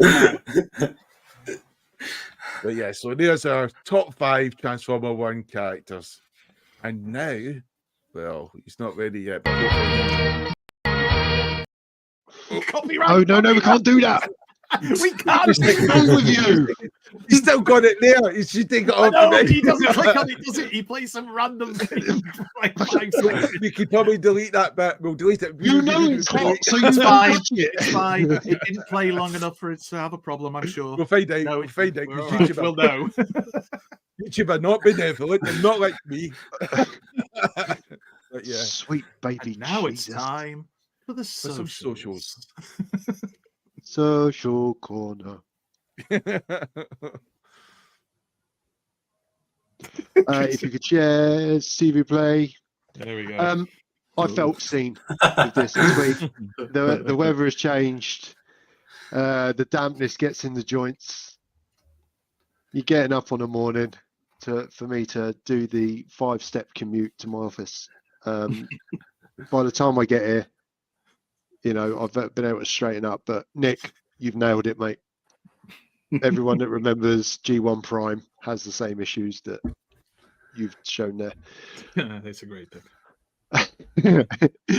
Strider Wolf, Spy Guys. I need that cliff jumper, and I need that Bumblebee. But how he's got them, derpy you know. face, though. It's a great photo, but the Bumblebee has the derpy face. I know, but but then that's Bumblebee. yeah. But compared to the other masterpiece one, it is. There you guys. But yeah, you know, spying, going through the undergrowth, spying on the Decepticons. I thought that was pretty cool. Zone 340 shows how to use flight stands. Wow. What an exceptional photo. So these are the classics class that Jamie and I have got. Are those Blokees again, Peter?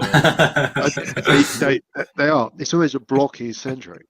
But I mean, look at the posing. Look at the posing and the way, he's hung other bits, the model kits on the flight stands. I think it's amazing. I think that's probably my favourite photo of the week. So clever and really well done. Springer loves to do toy reenactments of pictures or comic covers. This time using Studio Series 86 Springer with the new Skybound issue 13 cover. Again, how's he got his head there? Yeah, it's sort of. Oh right, sorry. I thought the toy. Right. I thought you were going to tell me the toy, like you could move the head out like that, which would be brilliant, I suppose. But that's very well edited, then. Clever. Yeah. No, I think we're spoilt in the fandom with some exceptionally talented people. I mean, look, it's only because everyone seemed to get the classics Blokees this week. It's coincidence, all right? I'm not going out looking for Blokees pictures. But that's all that's out there. You're lying. I was saying that these aren't Blokees. These are Studio Series. Yes. These are Studio Series. But the way Spooky Bot Shots has got the shadows behind, I thought was pretty cool. I quite like it. I think a lot of people are swapping Megatron's canon, aren't they?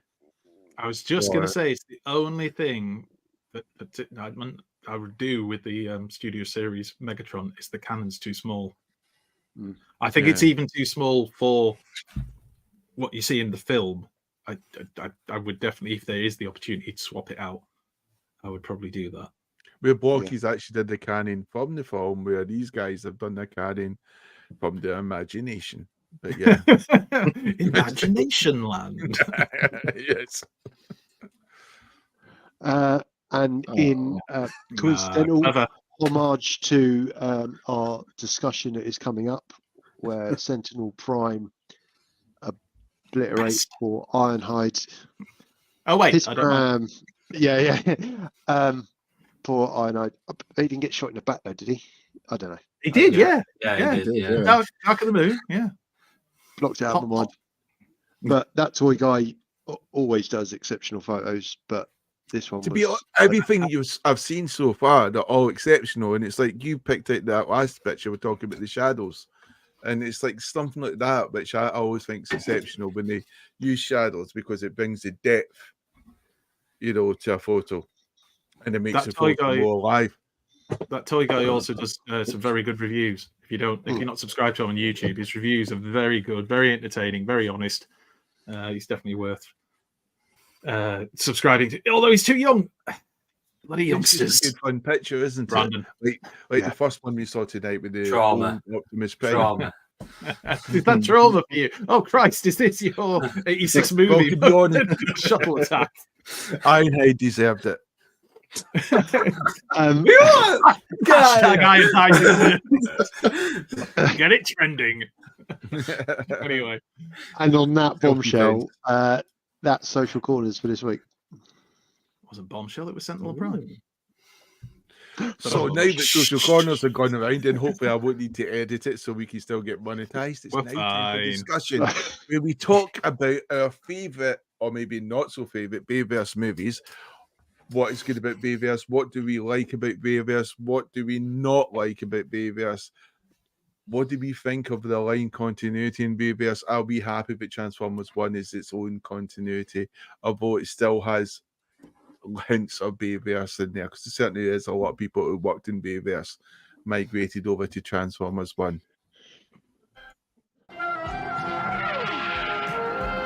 We now return to the Transformers. There was a lot to digest there, Jamie. I wish Welcome I to did question have a lot to time. digest because I'm starving. I'm not eating today. Well, not since 6 o'clock. Well, should we let the man whose specialist subject is all things Bayverse? Brandon, what is your favourite Michael Bay film? Oh, I thought you meant me. Come on, Brandon. I'm actually. Can I actually go last because I'm actually interested in what you guys have got to say about it. To be fair, because I don't think when we met at TF Nation, I don't think we really spoke about. Well, unfortunately, Brandon, this isn't a democracy. You not remember, Brandon? I just remember. I'm obviously getting destroyed quite a bit, but that's gone over my head. I'm nothing to do with the films. that was to do with something else. Definitely not the movie. Okay. Oh, so are we all going? Macho Dave, what's your favourite? I would say that if I have to pick a top one, it has to be 07. The first one. Being at probably the right age for the film at the time. I remember all the hype leading up to the films and all the trailers and all the literal rumors in the playground about like how the Transformers was going to look, and like that Citroen C4 advert of the transforming car before, and we all thought, oh, it's going to look like that, but it kind of didn't. I don't know, is that film really injected Transformers with some new life toy wise as well. So it was what I was collecting at the time. So I was always kind of have like a nostalgia pull to like Prime with flames on his truck and, like the 20 different toys they did of vehicles in the film, but weren't actual characters in like the film. There's just something about that film that's so sci-fi and a little bit outside of what we knew Transformers were at the time. That's kind of stuck with me. After that, here we go. It kind of goes a bit. It makes some choices. It in that film, which at the time it never bothered me. But as I've gotten older, I'm like, yeah, this is not a good thing to look back on a lot of the time. But that's probably my favorite one out of all of them. Peter. I think I would go along with what Dave has been saying. For me, it was 07. It brought Transformers back into the limelight. It moved it on from being a kid's cartoon into, a live action and in the cinema. And I think it was the best of the bunch. Was it the best of the bunch because they had to try hardest, because they had one crack at making it a success and it wouldn't lead on to the other films? I think it definitely, you're in a position where 07's here, and I think the rest cascade down, whether that's trying too hard, not trying hard enough, the writing, etc., etc., etc. But you can't argue that whilst it's ridiculed and people slag it off and all the rest of it, without that success in inverted commas and that cash injection from the merchandise and the movie receipts and the rest of it, would it still be the major brand for Hasbro that it is?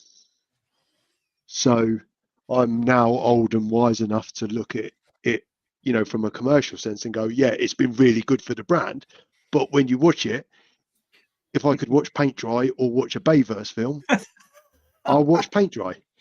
However, Brandon, you can't deny the influence it's had on the brand, and that's a good thing. And just remember, this guy picked Megatron as his favorite character. Yes, Peter, that's a good view. Andy, what's your favorite Transformer one? Well, I'm glad you you asked. The actual That's what my one. idea the idea of it was to actually think of your favorite films in order. So that's what I've done because I like to follow the MO. So the best one is the 2007 movie because it is overall as a well-rounded film the best of them. And I still remember going to see it. So I'm not going to go on about it, but I went to see it with my eldest son and with my wife in the cinema when it was released. And my wife turned around and said she looked at me and my eldest son at the point when Optimus Prime first stands up and transforms in that scene. And she said we both had the same look of awe and just joy on our faces. And yeah, she said for her it's a really nice memory. It was kind of that point where she went, wow, sad bastard really loves these things. But I just thought it was really well. There's moments in it that unfortunately have the touch of Michael Bay on it, but there was a hell of a lot of really good things in that film, like really enjoyable moments and big moments. And the blackout scene at the start, I will still say, is one of the best openings to a film I've ever seen. I really enjoyed that whole thing. Is it spoilers now if we talk about it? Fuck, it's 2000. Spoilers. Number 2, I'd put Dark of the Moon because Dark of the Moon was, if you took the human bits out of the Dark of the Moon, it's a really good Transformers film with lots of different characters, lots of epic fight scenes, and just kind of, yes, it's basically ripping off a G1 cartoon episode, but it is really entertaining, and it's the most entertaining version of it in terms of the fighting that we see, like the actual battles that we see, particularly at the end of the film when there's a massive in Chicago with the humans trying to launch their own offensive and mostly getting wiped out, and the Autobots. Well, you go watch it, you'll understand. And I remember the build-up to that film as well, because the build-up to the 2007 movie was huge. There was stuff everywhere, trailers, posters. I mean, you couldn't get away from it, and it really did shove Transformers back into the public's consciousness. With this one, it felt like it was a similar level, but there was just something really. I remember the trailers that were being shown on TV and the music that they had over the top of it was just proper epic music. I just really enjoyed it. But then you see the competition wasn't that great. I'd actually put Fallen third because, the 3 options aren't particularly freaking great. So, again, there's moments in Revenge of the Fallen that I enjoyed. There's other moments that were just awful. Michael Bay humor, the standing underneath Devastator's testicles. I just why? Like what in his mind went, it's like literally in his head must be like Beavis and Butthead in real balls. But there's moments in it that are good. And then it's like, which shit would you most like to eat? So I put Age of Extinction at number 4 because it's got Lockdown, and I actually really like Lockdown as this quite badass bad guy. And it was refreshing that it wasn't a Megatron, and it wasn't like necessarily the kind of character you'd expect it to be. They took Lockdown and made him the main kind of bad guy of this, and he's frigging cool, and he kicks and literally kills many Transformers, and he's just awesome. But the film's absolute shite, in my opinion. Just poorly written. But then they reached what for me is the epoch, the absolute pinnacle of awful Michael Bay films. Now, The Last Night is a mess. I'm sorry. I know there's people who love it. Guzzy, I know you're in the chat, and I love you, Guzzy. But my God, this film is a mess. This is a film where it literally looked like they went in and said, right, what ideas have we got for this film? Chucked about 20 or 30 ideas up on a board, and Michael Bay went, let's do them all. It's just literally what they did, yeah. Oh, it just went too far. It just like, and the other thing I'd just quickly say, Age of Extinction, Optimus Prime beats the crap out of the Dinobots to make them help him. What message is that about Optimus Prime? If you don't follow me, I'll beat the crap out of you till you do it. What? That's not Optimus Prime. That's not what he does. Anyway, yeah, Last Night is terrible. Absolutely terrible. God bless Anthony Hopkins getting a paycheck. Fair enough, son. The best thing about that film, it ended. Possibly other than that, I actually thought the female character wasn't awful. I thought she was actually did quite well with what she had, but like, it was just that was when you really saw that Transformers fatigue from cinema goers. Even though it did still make a lot of money, it was all kind of reducing returns. Is it true fatigue when it's pish? But that's the point. It is awful. I'm sorry. And if you like the film, that's fine. You're allowed to.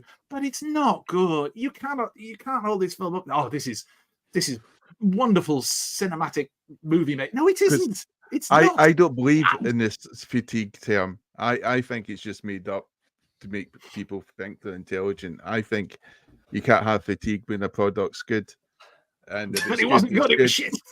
I know, and that's what I think they'll use that excuse. People go, well, it's just fatigue. Fatigues came in. No, it's not. Your product's just pish. That's the reality. And it looks like I've mortally wounded Brandon. Yeah. Can I have an energon cue to revive me? Yeah. I like two of them. Two of them are good. But my favourite of the Bayverse movies, and I think Bumblebee's up there. And I know you might not say it's not really Bayverse new director, but it's still part of the sort of like Bayverse universe and stuff there. But it's got to be Transformers, the first one, 07. And I think it's it opened up to popular culture. Merchandise was nailing it, something that Transformers 1, Paramount and Hasbro should have been doing. People were drowning in merchandise. You went into supermarkets, it was there, adverts, it was everywhere because they really believed in the product. If you went into Toys R Us, the whole front section of every Toys R Us, full of Transformers. And that's the thing, that they actually had the toys out there ready. Unlike Transformers 1, where some of the toys are coming next year after the film is long gone from people's mind. So everything was there. Bayverse went out there to relaunch this franchise, and he did. Because he put it out there. I mean, Transformers had never gone away. It was always ticking along.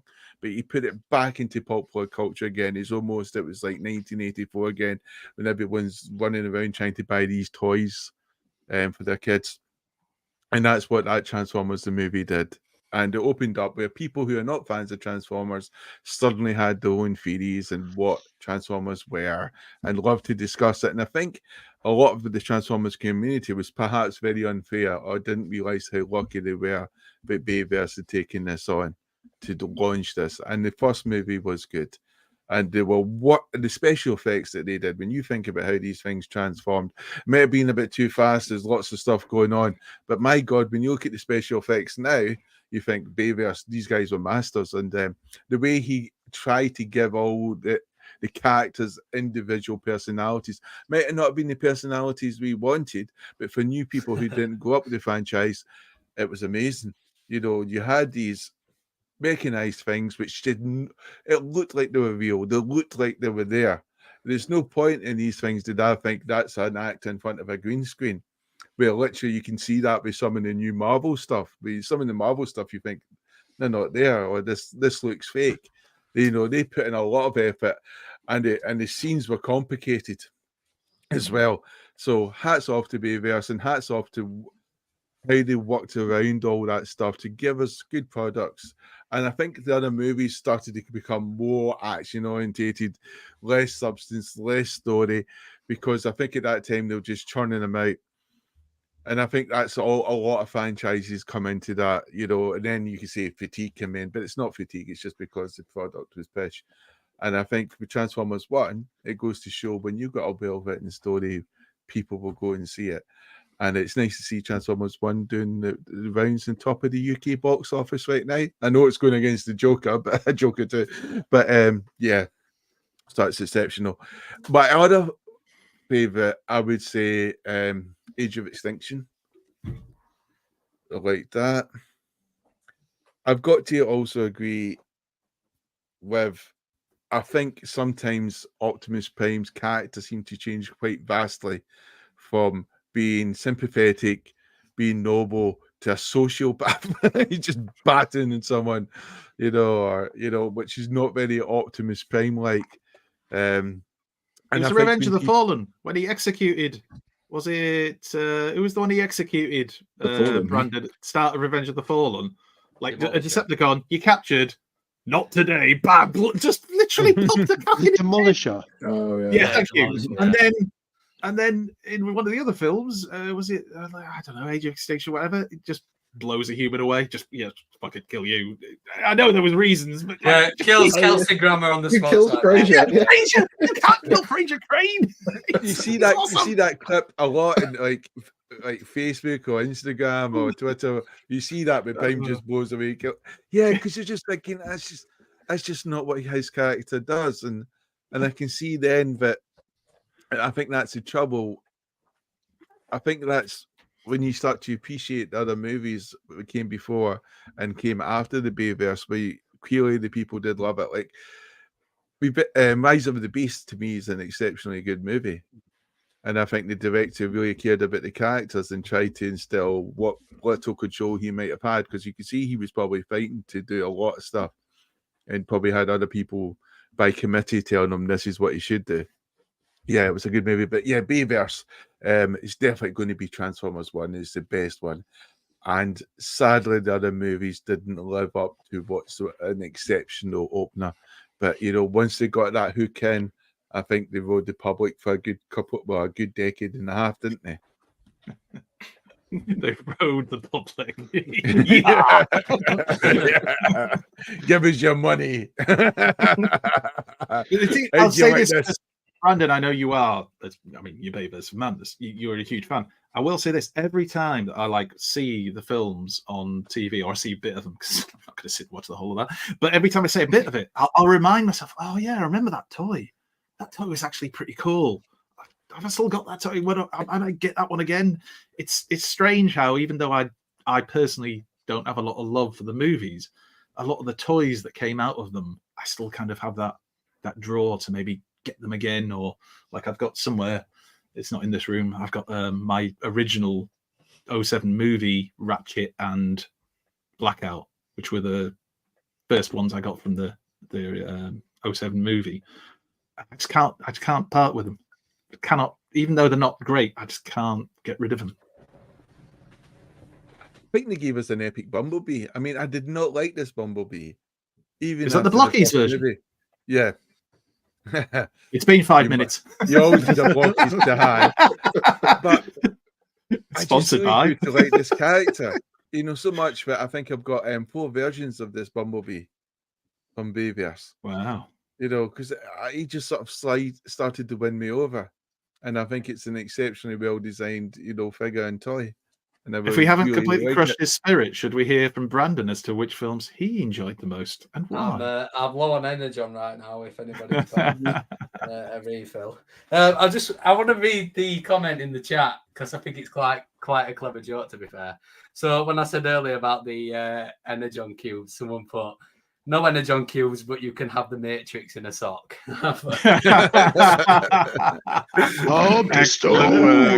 Excellent work.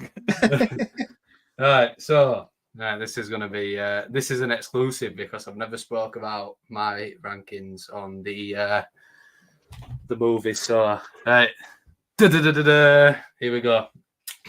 Right, in last place, I'm going to go for The Last Night. Yes. Andy's probably going to be doing 5,000 black. He's probably going to be doing 5,000 black backflips right now, but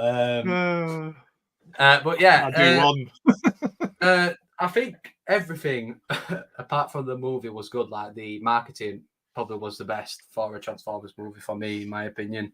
And that's the movie that actually got me back into collecting. So, a lot of props to the movie for that, because I think the hype around Optimus becoming evil and turning against everybody thought that was the film we'll get in, and obviously we didn't. But one of the major gripes for me is how the whole Wickham thing with obviously the secret history of Transformers and all that just absolutely ruins everything that we learned in the past 4 films. In 30 seconds, they just destroy everything in the 4 films. Even me, who obviously watches them religiously, even I'm still struggling to try and connect dots, but I'm going to try and bring videos out explaining those plot holes, but it's so difficult. Like, honestly, it is literally.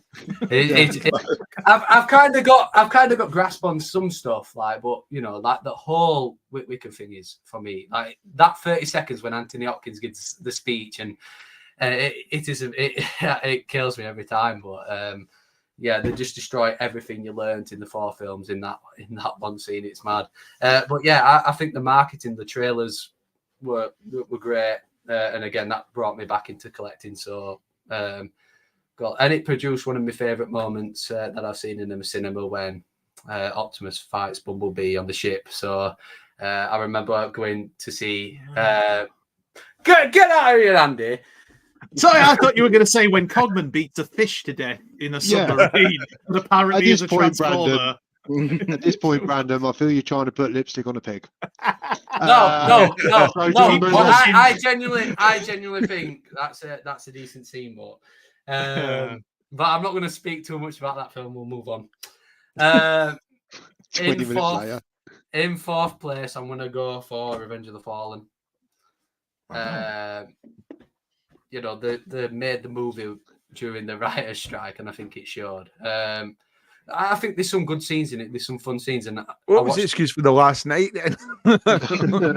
yeah, but like Andy Not said, giving a shit. Andy hit the nail on the head with the movie. They made a writer's room in 2015, and they made a load of concepts. And what they did, every single concept that was shown in that room, the World War II movie they wanted to do, the Unicron movie they wanted to do, just shoved it in one film. So I totally agree with Andy with that.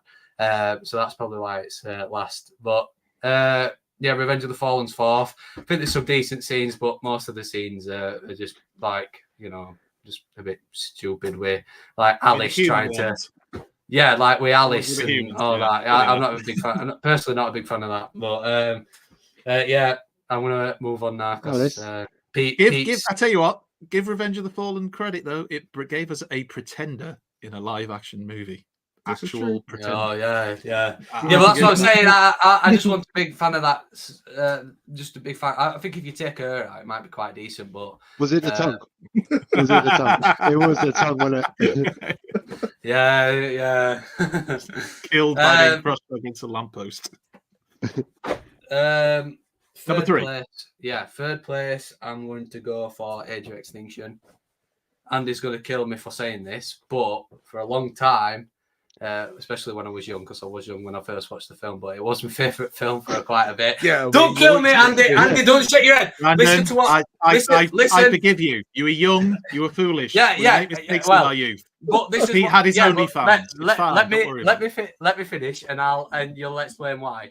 So, as a kid, I loved that film. I think the story was really cool. Like the all Autobots getting hunted and stuff. I really enjoyed that. But as I've got older, I've started realizing a lot more issues with that movie. Like, I think if the whole movie was focused on Lockdown hunting the Autobots and then Optimus getting his revenge on Lockdown, I thought it would be cool.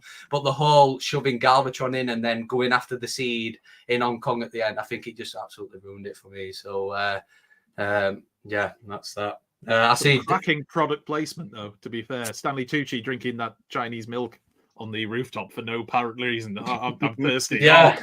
I'll have a carton of milk because that's what we all drink when we need something refreshing. But again, like I still like the movie. Don't kill me, Andy. Please, I'm sorry. Carry on, Brandon. But like I said, I do enjoy the film, and I think the whole concept of the Autobots getting hunted and them feeling vulnerable, I think it's quite cool. But the whole going after the seed and Galvatron and all that in the second and like the middle, I just think ruins the film. If it were like 2 hours and 15 and just them getting hunted and then locked down, maybe recruiting the Dinobots to turn the tide on Lockdown, I think that would have been better. But yeah, we got what we got. Right, second place, Transformers 2007. Yeah. Oh, just gasped in shock. Interesting. Like the film introduced the world to Megan Fox. Yeah, it's true. Yeah, Amy's straight in there. I agree with Dave. We should contact social services. I agree with that. Yeah. Andy bullies me, Dave. Just so you know, just putting it out there. No, second place is. I didn't see that comment. Dave, what are you accusing me? I don't know why you're so upset. It's all true, Dave. It's all true. When I see you, Brandon.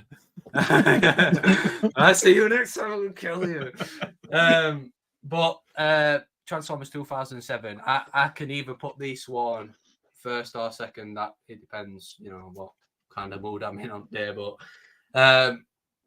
the first film, obviously what got me into Transformers originally. So because I actually did my first introduction to Transformers was the original RID, and then at the time the first movie came out, so that was the perfect introduction for me to get into Transformers. So, but I agree with Andy. I think the moment when Optimus rolls up and transforms for the first time, I think it's just magic, and obviously the music as well is iconic. So I just think it's a good film. And then obviously the winner is Dark of the Moon. And I will say that don't why are you shaking your head? I'm shaking my head. No, Dave shook his head. Why? Bad man, Dave. Bad man. No, the nicest guy in the world, Dave, is about to go off. Right. Yeah, he's gonna kill me, isn't he? Like after this. And you thought I was the risk. We need to be contacting social services on Dave instead.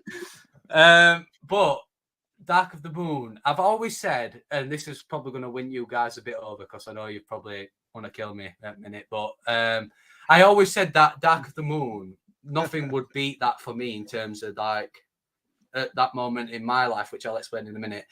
But I've always said it'll take something special to beat that. But I think Transformers 1, the new one, has definitely gone above that, and probably Transformers 1 is probably my favourite Transformers movie, and probably one of my favourite movies of all time, to be fair. So I hope I get some brownie points for that.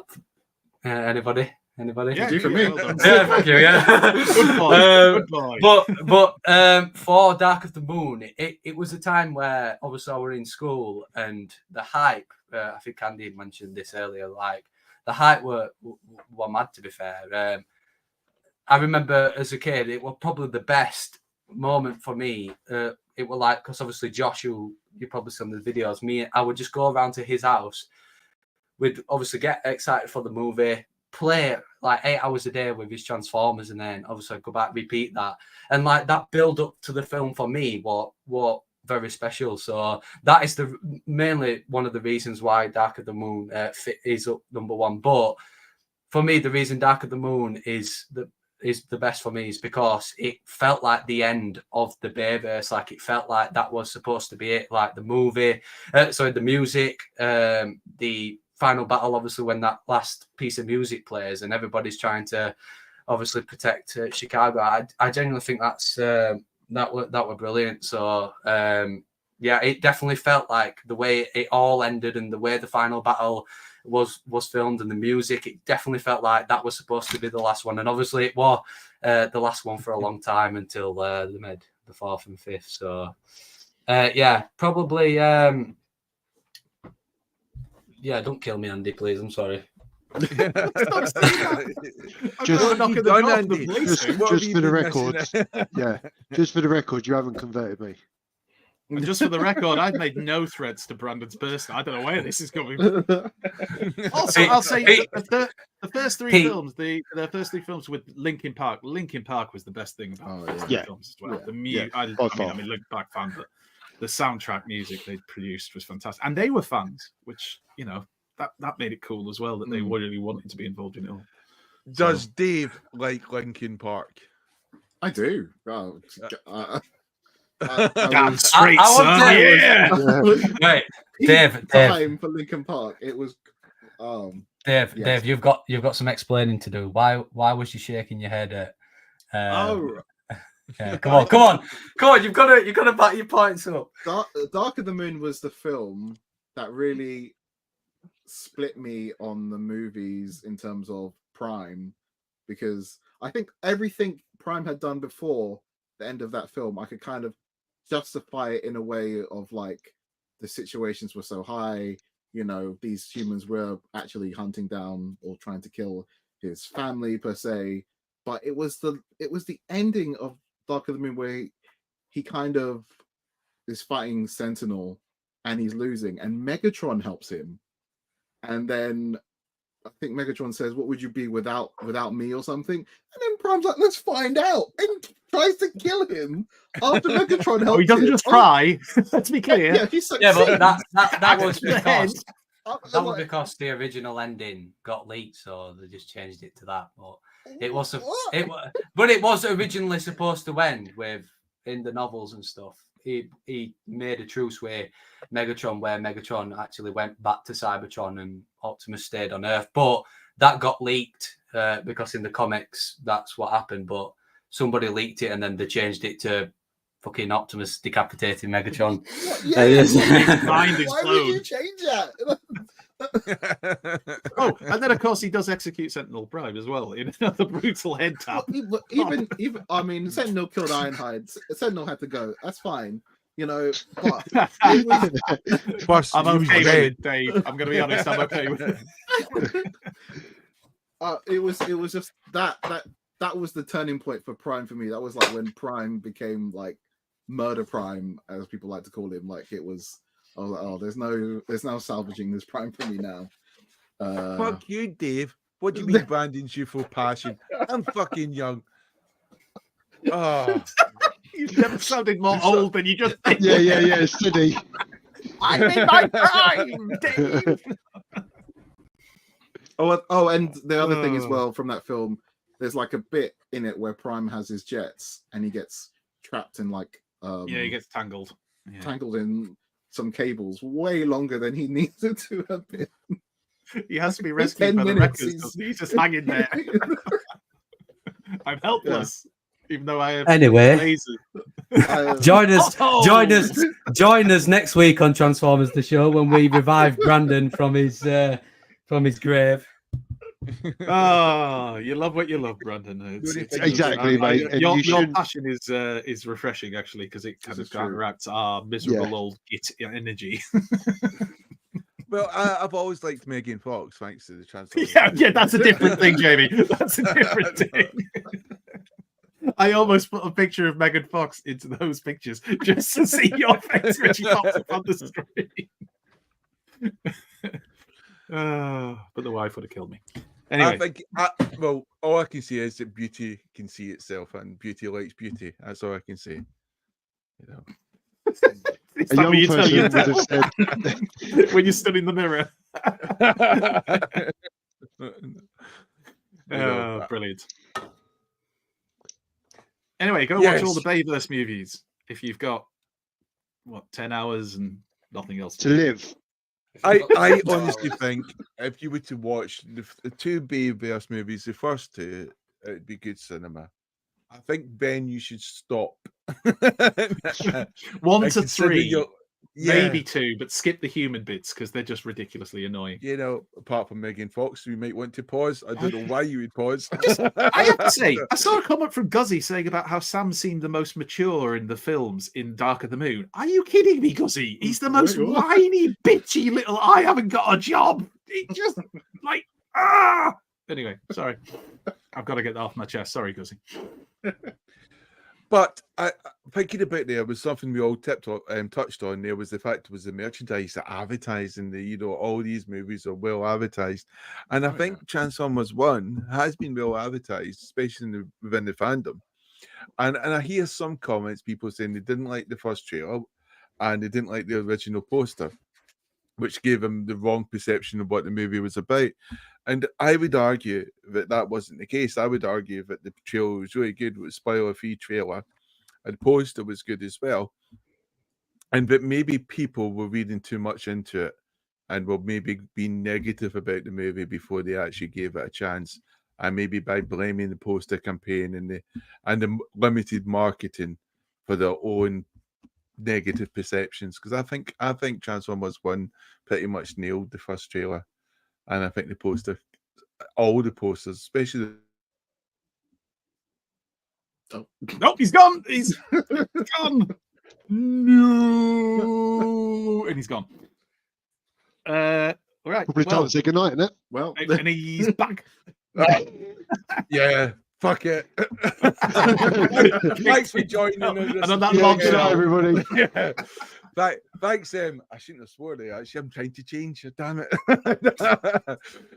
Thanks for Bayverse of Madness for joining in, giving us insightful reasons and why we were right in not liking Bayverse.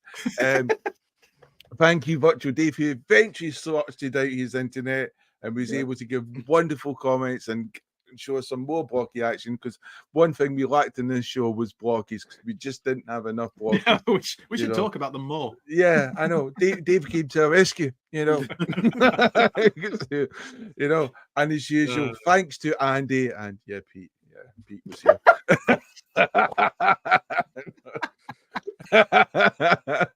But thank you so much for being here, and have a wonderful weekend, guys. You deserve it after watching this. You deserve a good life.